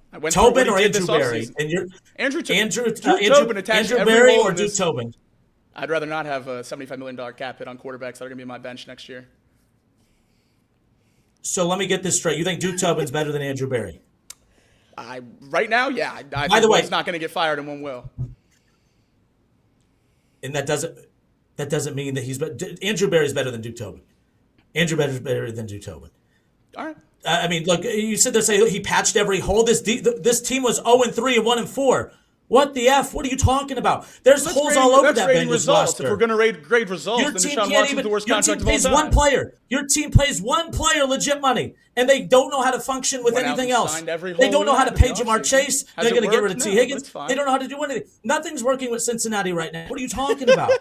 If we're going to grade results of signings, let's talk about Cleveland. Cleveland's results have been fine on the defensive side of the ball. Well, now we're splitting it in half. No, we're not, because there's only one contract that did not work, and that was the most important one, yes. I would but that say wasn't a that contract that he did on his own. Ownership forced that upon him. The Bengals had a few issues this offseason, and Duke Tobin went out and signed maybe the best player in the free agent market at most of those positions. Geno Stone at safety was the most exciting free agent at safety. Sheldon Rankins, interior pass rush, was soft the best as player tissue. Geno Stone, if he would have stayed injured, he would have improved. In hindsight, it hasn't worked. Have they been good signings? No. Did he go out and attack the biggest needs in the offseason? So they're not Absolutely. good. That means he's not doing his job. It's his job to have good signings. He's stunk at the draft the last couple years. That's why the Bengals have regressed. Bengals draft the Bengals class this have year gotten is worse. unbelievably good. They get to a Super Bowl and have regressed. Oh, good. He took a couple years off. I'm glad he decided to do his job this year. And then the bozo, when asked about T. Higgins, it's not my job to make other teams better. How about you make your own team better? Your team's 0-3 to start, 1-4 to start, and you're making dumbass comments about, it's not my job to make other teams better. How about you make your team better? How about you make your team better? Because since you went to the Super Bowl, you've gotten worse. I like that comment a lot. That was the dumbest comment ever. That was the dumbest comment I've ever heard. It's not my job to make other teams better. Oh, well, you're making your team worse? They do not. They get to the Super Bowl. They have. Uh-oh. That's the wambulance. That's Here comes the wambulance. Somebody get him. Stat. Let's move on to the next one so Jacob and I can stay friends. Next one, buy or sell. Continuing on here again, this is buy or sell on Off the Bench. The Bearcats' 2025 quarterback will still be Brendan Sorsby. Do you buy or sell this? Ooh, I'm going to buy it because I think the Bearcats, I don't think the Bearcats donors, I don't think anybody who's responsible for NIL will let Sorsby walk. I think you have to pay him whatever he wants, and I think you've seen that he's more than worth it. The football program has taken, I think, fans to a place where they didn't think was possible. I certainly didn't think it was possible. I had under 5.5 wins, no doubt about it. I did not see the Bearcats making a bowl game, and I think Sorsby is going to continue to be here. He's a sophomore, or is he a junior? Junior or sophomore? I don't know what Sorsby is. I'm forgetting off the top of my head. Either way, Sorsby's got 2 more years here, and I would like those. I would like him to stay. I think you have to keep him. He is a sophomore. Sophomore, okay, so he's got plenty of time. So this is my guy. Let him stay. Let him stay forever. Find a way to pay him. The Bearcats' offense is humming through him. So I'm going to buy it. They're not letting him walk. I'm going to. I'll buy it. What do you think he'd get in NIL open market?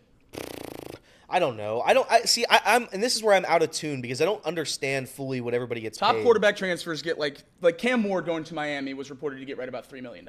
Okay, so but I don't think he's Cam Ward. I think he'd get tier 2, tier 3 transfer quarterback. I think he'd get close to $1 million. Do you think Brendan Sorsby is close to what Will Howard was in the portal last year, with an extra year of eligibility?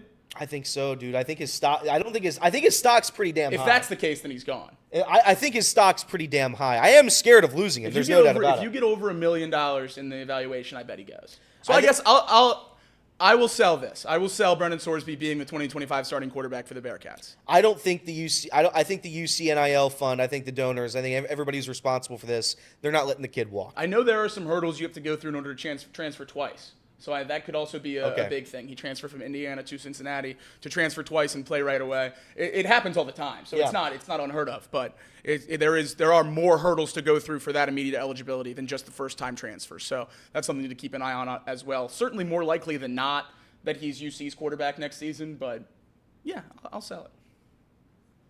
Yeah, again, just with the landscape of college football, the reason that this was brought up is because it's the Cincinnati's of the world that I always feel for when you strike gold with a player like this.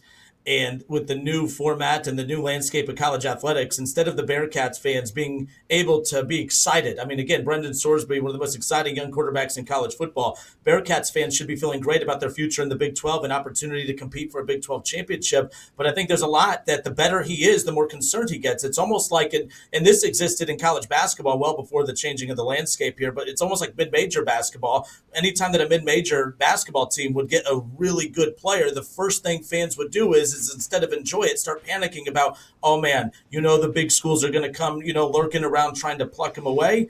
And I think that exists even more now than ever, even at the bigger school levels. I think that if you're not one of those elite programs like Alabama, Georgia, Ohio State, or others, when you do come across a talent like this, you do have to fear that, man, we got to do everything we can to keep them. And do the Bearcats have the resources, when we talk about their collectives and the NIL, to be able to compete with some of the bigger schools? If Alabama is in desperate need of a quarterback, maybe that's not a good example because they're recruiting solid, but those in-between SEC schools, if Ole Miss comes dangling money to Sorsby at UC, is he going to pick UC or is he going to pick Ole Miss? If LSU, who's known to do this, could LSU go dangle money in front of Sorsby? If Ohio State, whoever else, all I'm saying is that would be my biggest concern.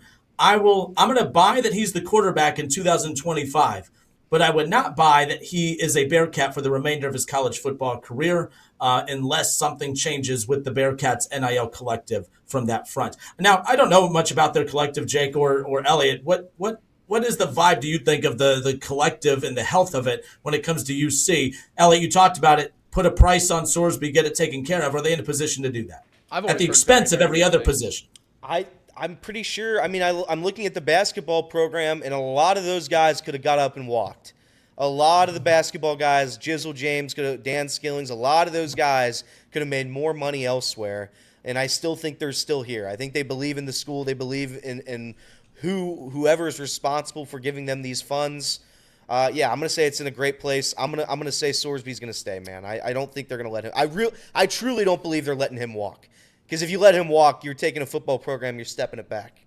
On On3, it lists every NIL public deal and all the compensation for players and all the different deals that they make with different companies. Not everything is public. A lot of deals are private. Sorsby is listed here as a member of Cincy Reigns, part of the collective, the UC's NIL collective. It has his NIL value listed at $313,000 to transfer from Indiana to UC. Obviously, don't know if that number is 100% accurate, but certainly gives you a ballpark idea of what that would be. I bet that number is triple to keep him here this offseason. I would say doubled at least, yeah. 750?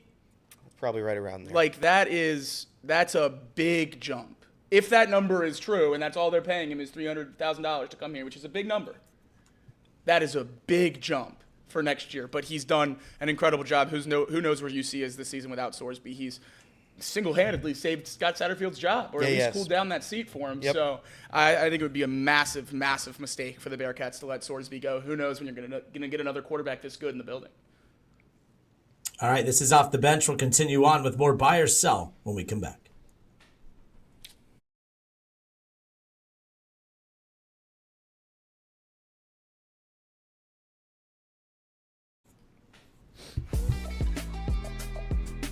Continuing on, buy or sell, we welcome you back again. Justin Kinner, Elliot Rearing, Jacob Tissett, Casey McAllister in the producer chair today. I'm remote here in Dayton. The guys holding it down back in the Chatterbox studios, of course, over in Hamilton. But we continue on here on Off the Bench with a little buy or sell. Next up, we'll stay, and again, to The last one was, of course, about the Bearcats. Will buy or sell Sorsby being the starting quarterback for the Bearcats in 2025. Obviously, in today's college football landscape, you always feel for teams like the Bearcats and some other programs who aren't as established, especially in their new conferences. Could the bigger schools with more resources and bigger NIL pockets come pluck him away? That's always going to be a concern for the Bearcats moving forward, no doubt about it. But next up, let's stay in the college football world. This time we'll focus on Indiana and another very talented quarterback. Buy or sell Indiana quarterback Curtis Rourke winning the Heisman? Buy or sell? Sell, because he's missing the next 2 games. Sell, because he's nowhere close to being the best player in the country. But I will say it is admirable what he's doing. It's admirable what he's done this season. Indiana is one of those sleeper teams that I think has one of the better chances to make the college football playoff at this moment. I think you sold him. Huh? You sold him as a playoff contender. When was that? A week ago. Well, I'm buying back in on him. I'm buying back in on him just because I think that Jacob alluded that their schedule isn't that difficult going forward. That might be an understatement. So I think there's a solid chance that they get in, and for that reason, I commend this kid. But yeah, I got a guy from Boise State that's going to win this. Curtis Rourke's a great player, and what he's done to Indiana this year has been incredible. I mean, they're ranked in the top 15 right now, which is something that you never would have guessed in his first year there, and I love all the attention Curtis Rourke's getting, but I think we should be talking more about Cincinnati and what he's been able to do in his first year there. A phenomenal coach. James Madison came up there. If I was buying or selling him as coach of the year, I'd buy that, but Curtis Rourke isn't going to win the Heisman. He's put together a phenomenal year, though. Washington this week, which he is out for, and then at Michigan State, and then Michigan comes to Bloomington before they play Ohio State. Hopefully he'll be back for that Michigan-Ohio State back-to-back and give them a fighting shot to be 11-1 or maybe even 10-2 and sneak into the playoff. It's wild. I think it's unlikely. But when you talked about missing games, I think so. It sounds like he's on pace to return on November 2nd for the Michigan State game. They will have to go without him this upcoming week against Washington. Kid's thrown for almost, 9,194 yards on the season. He's thrown for 15 touchdowns. He's completing 74% of his passes, all double-digit average yards per pass, all this other fun stuff. But kid's been lights out. Yeah.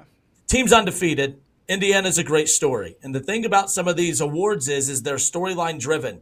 That's why I think he has a legitimate shot. He has the opportunity, especially because the schedule obviously friendly, as we talked about. If they take care of Washington without him and he comes back and performs well against Michigan State, then performs well against Michigan. That's going to be the test, though, because Michigan's defense is legit. We can mock Michigan's offense. That is a joke, no doubt about it. But Michigan's defense is for real. If he looks the part against Michigan's defense, which has some NFL guys on there, I think that's going to really get people's attention. And then it all comes down to what he does against Ohio State. At the end of the day, it's all about those Heisman moments. And if he has a moment against Ohio State and they're in that game and they have a chance or maybe even win, who knows, because there's a good chance they could be undefeated heading into that game, man, oh man, look out.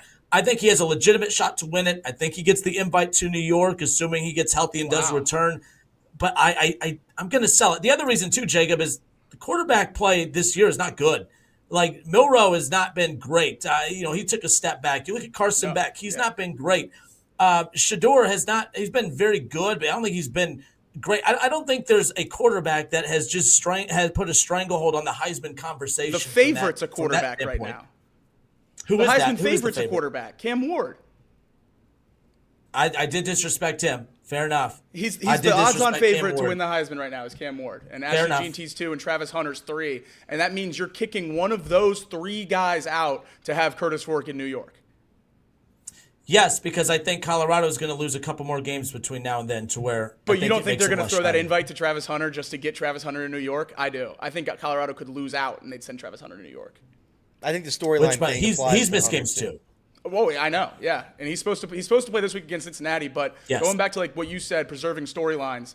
Travis Hunter's going to be the number 1 pick in this year's draft class, and to have him go through college football as a 2-way defensive player and never be at a Heisman ceremony, I don't think they'll let that happen. I think he's locked into New York at the very least, which means you're playing with 2 or 3 spots, and I just don't think Rourke has a way to get in there unless he throws for.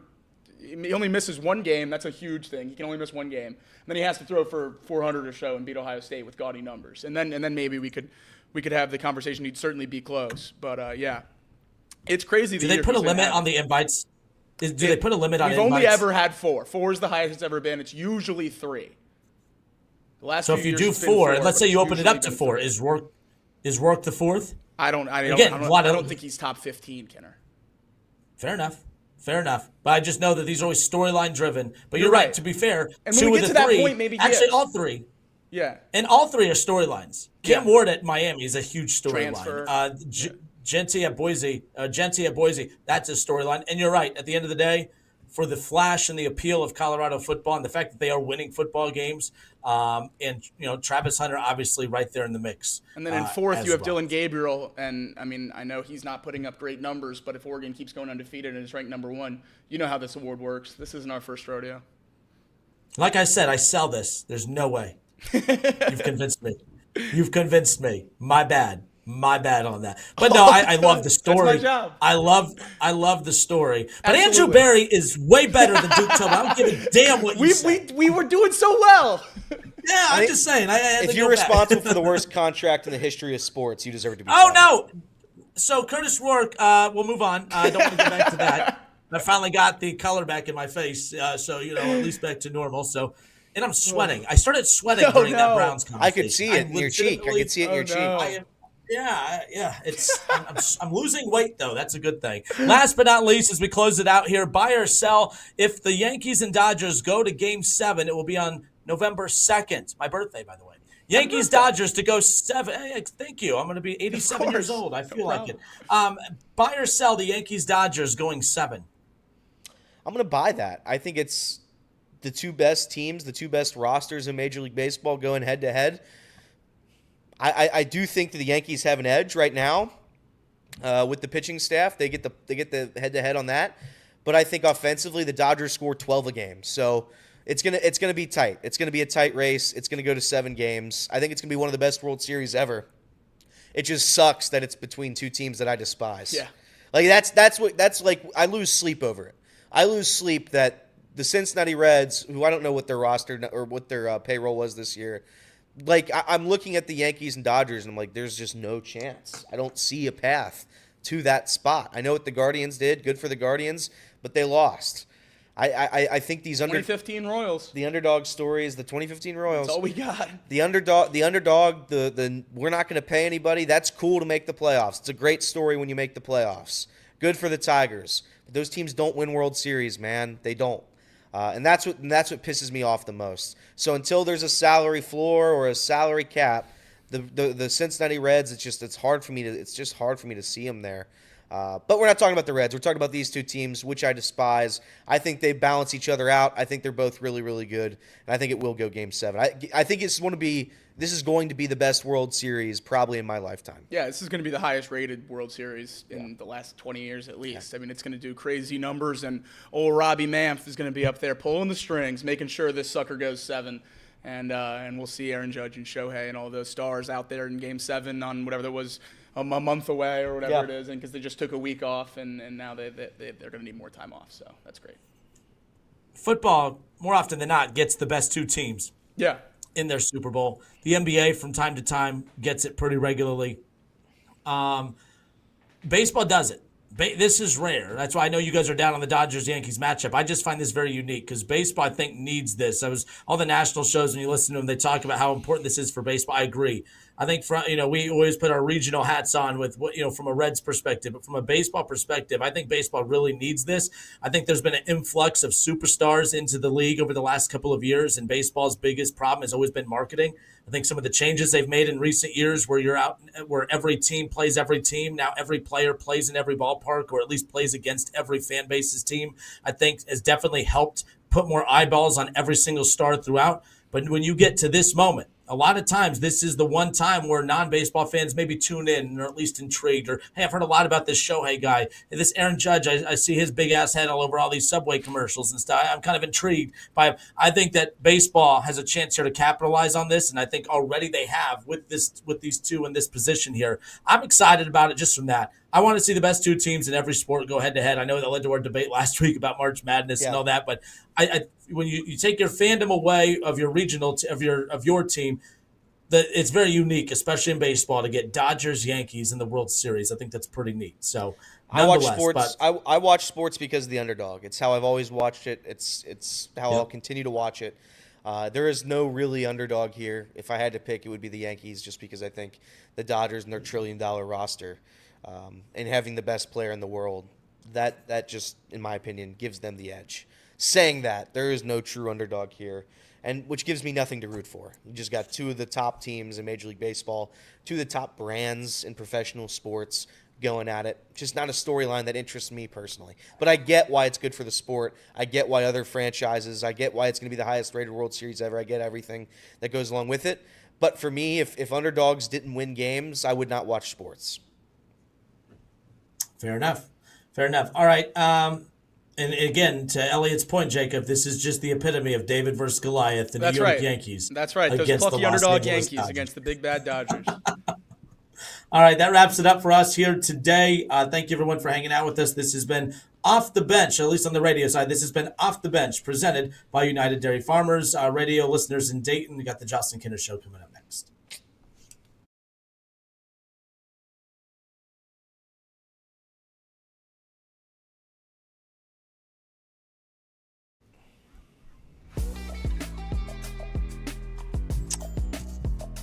All right, we welcome you back. Justin Kinner, Elliot Rearing, Jacob Tissett with you here, 1410 ESPN Radio. So here's the deal, since we're live, I have a recall that's supposed to be done on my truck at noon. Ooh. But they just texted to say they're here early. That's fun. Like Casey. Yeah. The sync module in there, like it won't let me connect my phone to the Bluetooth, and it won't let me do anything. So they're here to fix it. It also shuts off. Middle you driving, it just shuts off, so they're here to put Elliot can help with that. Yes, you just turn it back on. Yeah, that's right. So, Casey, And cut me even if out it's a real trap. quick. I got to go unlock my truck. I'll be right back. All right. I'll be. There we go. Thanks, Kinner. Always the cleanest last 15 minutes of television here on Off the Bench. Yeah, It's always smooth. It's always guaranteed. We never end early. It's always great. Good for them. I by the way, not to get back to the Deshaun Watson thing. No, I think that's a perfect place to get back to. If you're responsible for the worst contract in NFL history, you should be fired. They've spent $1 billion on free agents and never won a playoff game. Yeah, it's tough. They didn't win a single playoff game. It's tough. I don't get it. It's pretty brutal if we're going to be completely honest. But if How are you, Casey? if Kinner wants to defend it, he can defend it. Are you good? I'm good. I don't. I think both guys are bad. I think Duke Oh, and Andrew Barry are bad. I mean, what was I going to say in that situation? Oh, I hate Yeah, Duke Tobin. I I mean- titled my podcast after a 1-3 start, Fire Duke Tobin. It's not a secret where I stand on Duke Tobin, but to say he hasn't tried, that's where I got mad. I 'Cause thought he has you were- tried. It just doesn't work. It was funny. In the back of my mind, I was just like knowing that you were like trying to find ways that Duke Tobin was better. And I'm like, Geno Stone and Sheldon Rankins were not at the top. Geno of their Stone was the top safety in the free agent market. Who was? McKinley from Green. He went to Green Bay. Xavier McKinn. Yeah. Yeah. Oh, that's fair. So he's 2? Because he definitely was high. I mean, he So led the league in it interceptions. depends on how you feel about Cameron Curl. Definitely 2. I hate King Curl. Yeah. Been And then much better than and Geno then- Stone this year. and then there was Christian Wilkins. But it depends. The Raiders traded for him, no? Oh, I thought the that Raiders was- traded for him. Yeah, that was Well, interior pass rush. Is Rankins better pass rusher? Can I spin zone out of both of these? I don't think you can. I might be able to. I think you're trying to spin zone a lost cause here. But I stand by the original point. Andrew Berry's a bad GM. if the Bengals don't make, I'll say this: if the Bengals don't make the playoffs this year, he should be gone. Yeah. Duke Tobin. Oh, yeah. Well, I'm with you whoever there. is the decision of keeping and trading away and, draft picks and things like that, and if it is Duke, then yeah, he needs to be gone. But something tells me that Duke is not necessarily in control of all those decisions. No way. Somebody's got to take the fall for not making the playoffs with a healthy Joe Burrow. Somebody has to take the fall. I don't care who it is. It's just there has to be a change, at least a little bit, in this organization. I know they don't fire anybody. I know that's the mantra, but I also don't think they've ever signed a quarterback for this much money. They know the clock is ticking. They understand that there's a limited window, despite the window is my career. I get all that. But you can't miss the playoffs with the easiest schedule in the NFL and a healthy quarterback. It cannot happen. So Reed is typing in the chat. Yes. I guess James Rapine just put out an article. We love did. James, by the way. SI reporter, article, right? Power Ranger. Power Ranger. That the Bengals should go get Cooper Kupp. And that's what we need. That would be the most outrageous receiver That's room what we of need. all time. I would take it. I would have fun. Listen, and that's where I say, like, if you're gonna go all into the shtick of Kinner's back. We'll just cut off what we're doing. You can go ahead. Uh-oh. No, His mic is gone. his mic's Yeah, off. there we go. There we go. Man, I don't know how long I was gone, but I know the listeners and viewers are like, man, that was the best 10 minutes ever. Of They were the throwing a entire party. show, so They were throwing a party. Well, continue on. I heard Power Rangers. I'm intrigued. If they were to sign Cooper Kupp and they have the best offense in the world, I'm in. What are you giving up? I don't care. I don't think you're giving up that much, to be Well, I'm honest. saying third? What was Devontae Adams? Third to a second if he plays well. Was it third to a second? I thought it was That's fourth probably to a what we'd third. No, it was third to a second, but it was like AFC Championship or Super Bowl. It goes to a second. I think you can get him for a fourth to a third. To No, a third. They said they're looking for a second, or at least what was reported. no way you get him for a fourth. Cooper Kupp's been one of the best Fourth wide to a receivers in the third. NFL. Fourth to a third is probably not that far off. What's the Stafford trade price if they blow it all the way up? Because he was linked to Minnesota, which makes them a very scary team. Yeah, I don't know. Very scary team. I don't know. Stafford's one of the best quarterbacks in the NFL. By the way, speaking of that real quick, where do you guys have Justin Herbert in your quarterback rankings? I've moved him back so far I don't now. think you're going to like where I have Justin Herbert in my quarterback. You still have him top 5? Still top 3? Top 4? He's four. I just don't see it anymore. Did you watch the game yesterday or on Sunday? Yeah. Yeah. He was unbelievable. Yeah, I just Unbelievable. I'm at a point now where would I rather have Justin Herbert? Would I rather have Jaden Daniels, C.J. Stroud, Jordan Love, Jared Goff? I mean, there's a ton of guys I'd rather have than Justin Herbert as of right now. You would rather have Goff than Herbert? As of this very second, yeah. I would. Wow. Yeah, I don't even put them close to each other. Yeah, I would. And maybe it's me being a hater or whatever it is, but I think Justin Herbert, the overhyping of him was always there, and he hasn't done anything. He literally has done. I mean, I don't mean to be disrespectful. He hasn't done anything. What has he done? What has he accomplished? I think he's. And he had good wide receivers. He's had good, not this year, but he's had good wide receivers in the past. He's had wide receivers though that miss. Their wide receiver room on a yearly basis has been depleted due to injury. Not an excuse, but you saw what he did last week. There's a lot. I mean, the big thing with Justin Herbert that keeps everyone intrigued is the fact that when you take weapons away from him, his numbers, he still puts up very good numbers. Same thing with Josh Allen right now and others. And I think that's always a key to a good quarterback. You saw Baker Mayfield. There's a lot that has to be right for him to be right. The second guy started going down in that game the other night, he looked like the Browns quarterback again. And that's what separates the elite quarterbacks from the good quarterbacks. That's what separates those guys from like the Sam Darnolds and the Baker Mayfields and others. Those guys have to have a lot right around them to succeed. Justin Herbert doesn't, but I know success is based on team success. Unfortunately, out of Josh Allen, Burrow, the others, he hasn't had any of that, and that's been his biggest knock from that perspective. Justin Herbert opened his career by breaking the rookie passer record with 31 touchdowns and 10 interceptions, and then he had a 5,000-yard season with 38 touchdowns. And then a 4,700-yard season with 25 touchdowns. Then he got hurt last year after 13 games where he had over 3,000 passing yards. In this year, he's at 1,200. I think he's been nothing short of unbelievable since he got to the league. I'm just out on him. I don't. No one else puts up those numbers. Nobody else. Until Justin Herbert wins a game that matters, I'm going to be out. I'm going to be out. And it's probably the wrong take. I just I see the discourse on Twitter. If Justin Herbert had this, if Justin Herbert had that, if Justin Herbert had this. Patrick Mahomes is 6-0 without any wide receivers to throw to. Well, I don't think Justin Herbert's Patrick. So Mahomes. was Joe Burrow? It's a bad So comparison. was Joe Burrow god awful the first month of the season? Then was he god awful? No, you kept saying, man, it's not his fault. It's on the defense. The defense is why. Like there's a reason that Justin Herbert's lost a lot of those games as well. You don't give him the benefit of the doubt. How come you give Joe Burrow that benefit of the doubt? Going into this year, no quarterback had scored more points than Justin Herbert as the starting quarterback of their team since he entered the league. The defense had allowed one more point than that. Pretty good. I'm just out. I'm out. I'm out. I'm good. I'm good on Justin Herbert. I'm good. I've seen enough. And I'm aware it's probably the wrong take. But there's a ton of other quarterbacks that I'd probably take over. There's like 7 quarterbacks I'd take over Justin Herbert. Oh, as long Look, as the you still quarterback- have him- as long as you still have him top 10. No, he's top you're 10. You're not like crazy. No, he's top 10. I have some people saying he's in the bottom third of the league. No. No, he's a top. But when you 10 say you're quarterback. out, I mean, who are the Then how is quarterbacks he- you have yeah. ahead? Yeah, now we're gonna do this. Well, I'm out on Kirk Cousins, but he's still a top 10 quarterback probably, or top 11. He's close to it. Oh, so you're out on Justin Herbert like winning anything ever? Is what you're saying? Correct. Wow. I listen. I will be clipping and saving this one. You can save this one. Well, That's fine. Ever. Like winning a Super Bowl. Justin Herbert will never win a Super Bowl. He is out on the 26-year-old quarterback ever being good with the best head coach in the NFL. Justin Herbert will never win a Super Bowl. Well, like Phillip Rivers was one of the best quarterbacks ever, and he never won anything. Yeah. So I don't think my take's that far off then.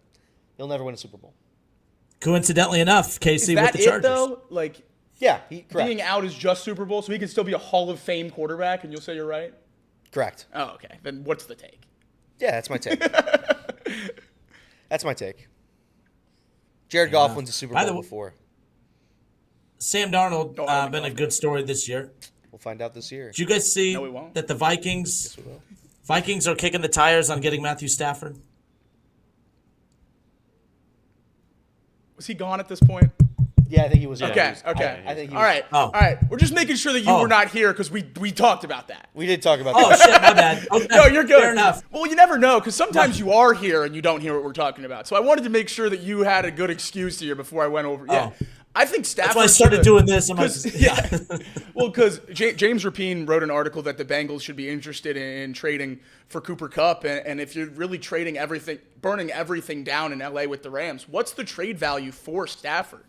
Because if the Vikings get him, they're immediately a top tier Super Bowl contender, if not the top tier Super Bowl contender. Yeah, they are. I think he's. I mean, I don't know what you give up for an aging quarterback though. How many years do you get with Stafford? 1, 2? It'd be about 1 year. So I don't know Plus, what there's you. there's no competition to get him. Like the Vikings would be competing against who to get Matthew Stafford? I thought that the Dolphins for a bit. I saw the but she was craziest back. name. I saw the craziest name in the world, like to Matthew Stafford and the Rams, and it was the Pittsburgh Steelers. What? That was before. Yeah, that would be Right interesting. before the game, right before Russ's first start, it was potentially if the Rams tear it all down, Stafford to the Steelers had wow. some legs. Oh wow. That would be crazy. You have 3 starting quarterbacks on your roster. Yeah, that's insane. That's like the annoying guy in your fantasy league. You get in a 2 QB league, you draft 6 quarterbacks. You'd have to trade somebody. You'd You'd have have to. to. You'd have to trade somebody. If you're the Giants, why would you not entertain Matthew Stafford? Because I think you'd rather. I in think that you'd rather defense? Why would draft the, a- why would the Giants? You'd rather want draft a Matthew quarterback and Stafford? start over. What would the Giants? How would the Giants benefit from Matthew I Stafford? think they are closer than a lot of people think. Yeah, but not. They have 1 year. They'd have 1 year. Well, yeah, they wouldn't win it this year. That's why. I don't That's think. what I'm saying. Like you wouldn't. The Giants wouldn't want Matthew Stafford. But the Giants, I mean, again, depending on what happens with the draft, this, that, and the other, but they're 2-5. They're not Super Bowl contenders by any means. But you drop a quarter. The Cowboys are dysfunctional. The Eagles, people are still in between. There's 4 playoff teams from one division. There's 4 playoff teams from one division in the NFC. I don't think you got to compete with them, and you're Well, not I'm doing just- that with Daniel that's Jones. why- that's why I'm I saying- don't think those 4 teams are all going to make the playoffs. Just no, but I don't think those 4 teams will fall below or one of those 4 teams will fall below the Giants at some point this season. And maybe it's not a move just for this year. If you're the Giants, you could look at. I mean, look at what the Packers did. I don't think they're going to be patient and go 3 or 4 years. But if you can get another year of Matthew Stafford with neighbors over there, I don't think it's that crazy. Assuming that if we're going to say the Vikings are a legitimate Super Bowl contender, if they pull the trigger on it, the Giants wouldn't be this year. But that would set the base. But again, you do that could if be you're a- I confident mean, you can get the deal done. you But could maybe It could do be it next year. It could be a 3-team trade. Darnold goes to the Giants. Stafford goes to the. I would assume they'd send Darnold to the Rams. They're not starting Stetson Bennett for 11 games, are they? Yeah, but I mean, I assume they're selling, right? You need a quarterback. Sure, you need a quarterback, but a if your warm body. but if your season, Brett Rippon? listen, I'm not saying it's the right move, but if you're selling Cooper Kupp, you're selling Matthew Stafford. At what point does it matter? You're not winning I games. guess you're right. You're not going to win Woof. football games, but that's the game they play. Yeah, you're right. so you also have this weekend. The Browns are going to roll with Jameis. Good, So there's He's that. the right choice. Big time. That'll be fun to Browns watch. the Browns season's going to get worse because if I think they're going to lose. If he plays poorly, it snowballs and it gets worse. They're going to lose the locker room. But if they start winning games because of Jameis and they miss the playoffs by a game or two, oh man, that's a huge problem. Which one's worse? I don't think there's a win-win. If Jameis goes out and tears it up, it confirms that you're just a quarterback away, which I think is good long term. That is obviously good long term. If Jameis goes out there and sucks, there's big time problems because he has to be serviceable. Yeah. If every quarterback you run out there post Flacco is like the worst EPA quarterback of all time, then there's bigger problems to be had, which might be reassuring for you, who said it hasn't been just Deshaun this whole time. That would probably be, I mean, if you want a victory lap a take, that's probably what you're rooting for, is Jameis to go out there and stink. But if he's good, and like you said, you end a game or two outside of the playoffs, I don't know how that locker room plays for Kevin Stefanski or much more the owner after this. Because whoever made the decision that you can't bench Deshaun Watson, if these 5 losses cost you a playoff berth, how do you go strap it up again next season and go out and fight for that same owner who forced that? You can't. No, but again, this is where I can't sit here and blame Kevin Stefanski. I don't think he had a choice. I think it's the owner.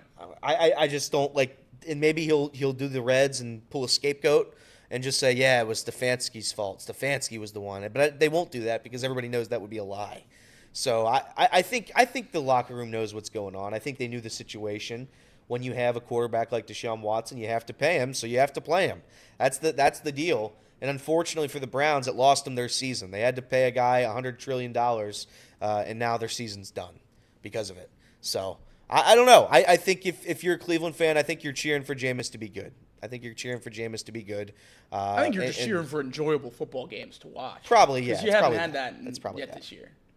The Browns are a 11-point dog against Baltimore, and I'm telling you now, this isn't my guarantee stuff week. The Browns are covering, and depending on how much I drink, between now and tomorrow will determine whether I'm actually going to move the just covering to money line. Like this has one of those there weird with feels. You now, Kenner. I think Cleveland going to go work magic. I'm cheering for Cleveland. It's a I'm weird cheering for game. Cleveland now. You know who I really like too, and again, this could be the homerism in me. I was a fan when they drafted Tillman. I'm a big fan of Tillman. He was a great player. I really hope he pans out. I don't know if he's a true number one, but damn it, like that, you started to see some separation too in that game last week. Of course, there was some, again, DTR missed him in the corner of the end zone on a few times, whatever. He did have good coverage on him on those as well. Good defense was being played by Cincinnati in a lot of those situations. But no, if I look at the situation with Baltimore, every year around this time, there's that team that's rolling, and they stub their toe. This game has kind of that feel of it.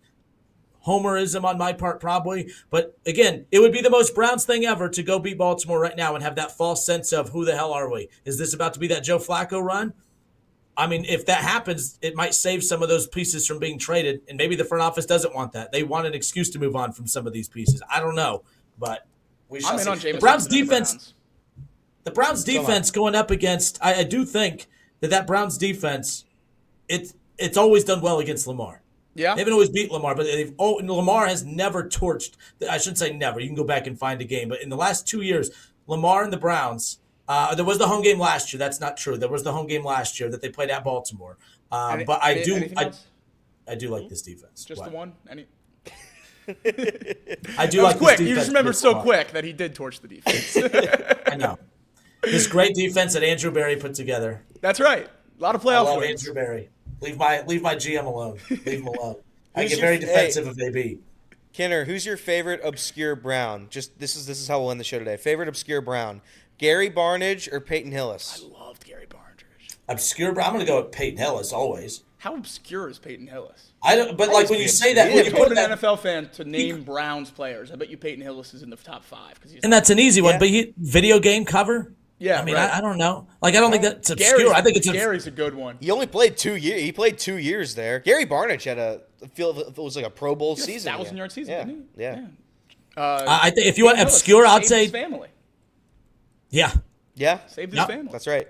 Hero. I'll go with Terrell Pryor at wide receiver. Oh yeah, 1,000-yard season. Thought he was going to be a dog. Terrell Pryor at wide receiver to have 1,000 quarterback, and that was the year too. He was. The preseason game, they had to get permission from Ohio State for him to step foot in the shoe because he was banned from the shoe, even after college playing days, which was wild. But nonetheless. Would you look at that? It's 12:01. Magical. Would you just look at that?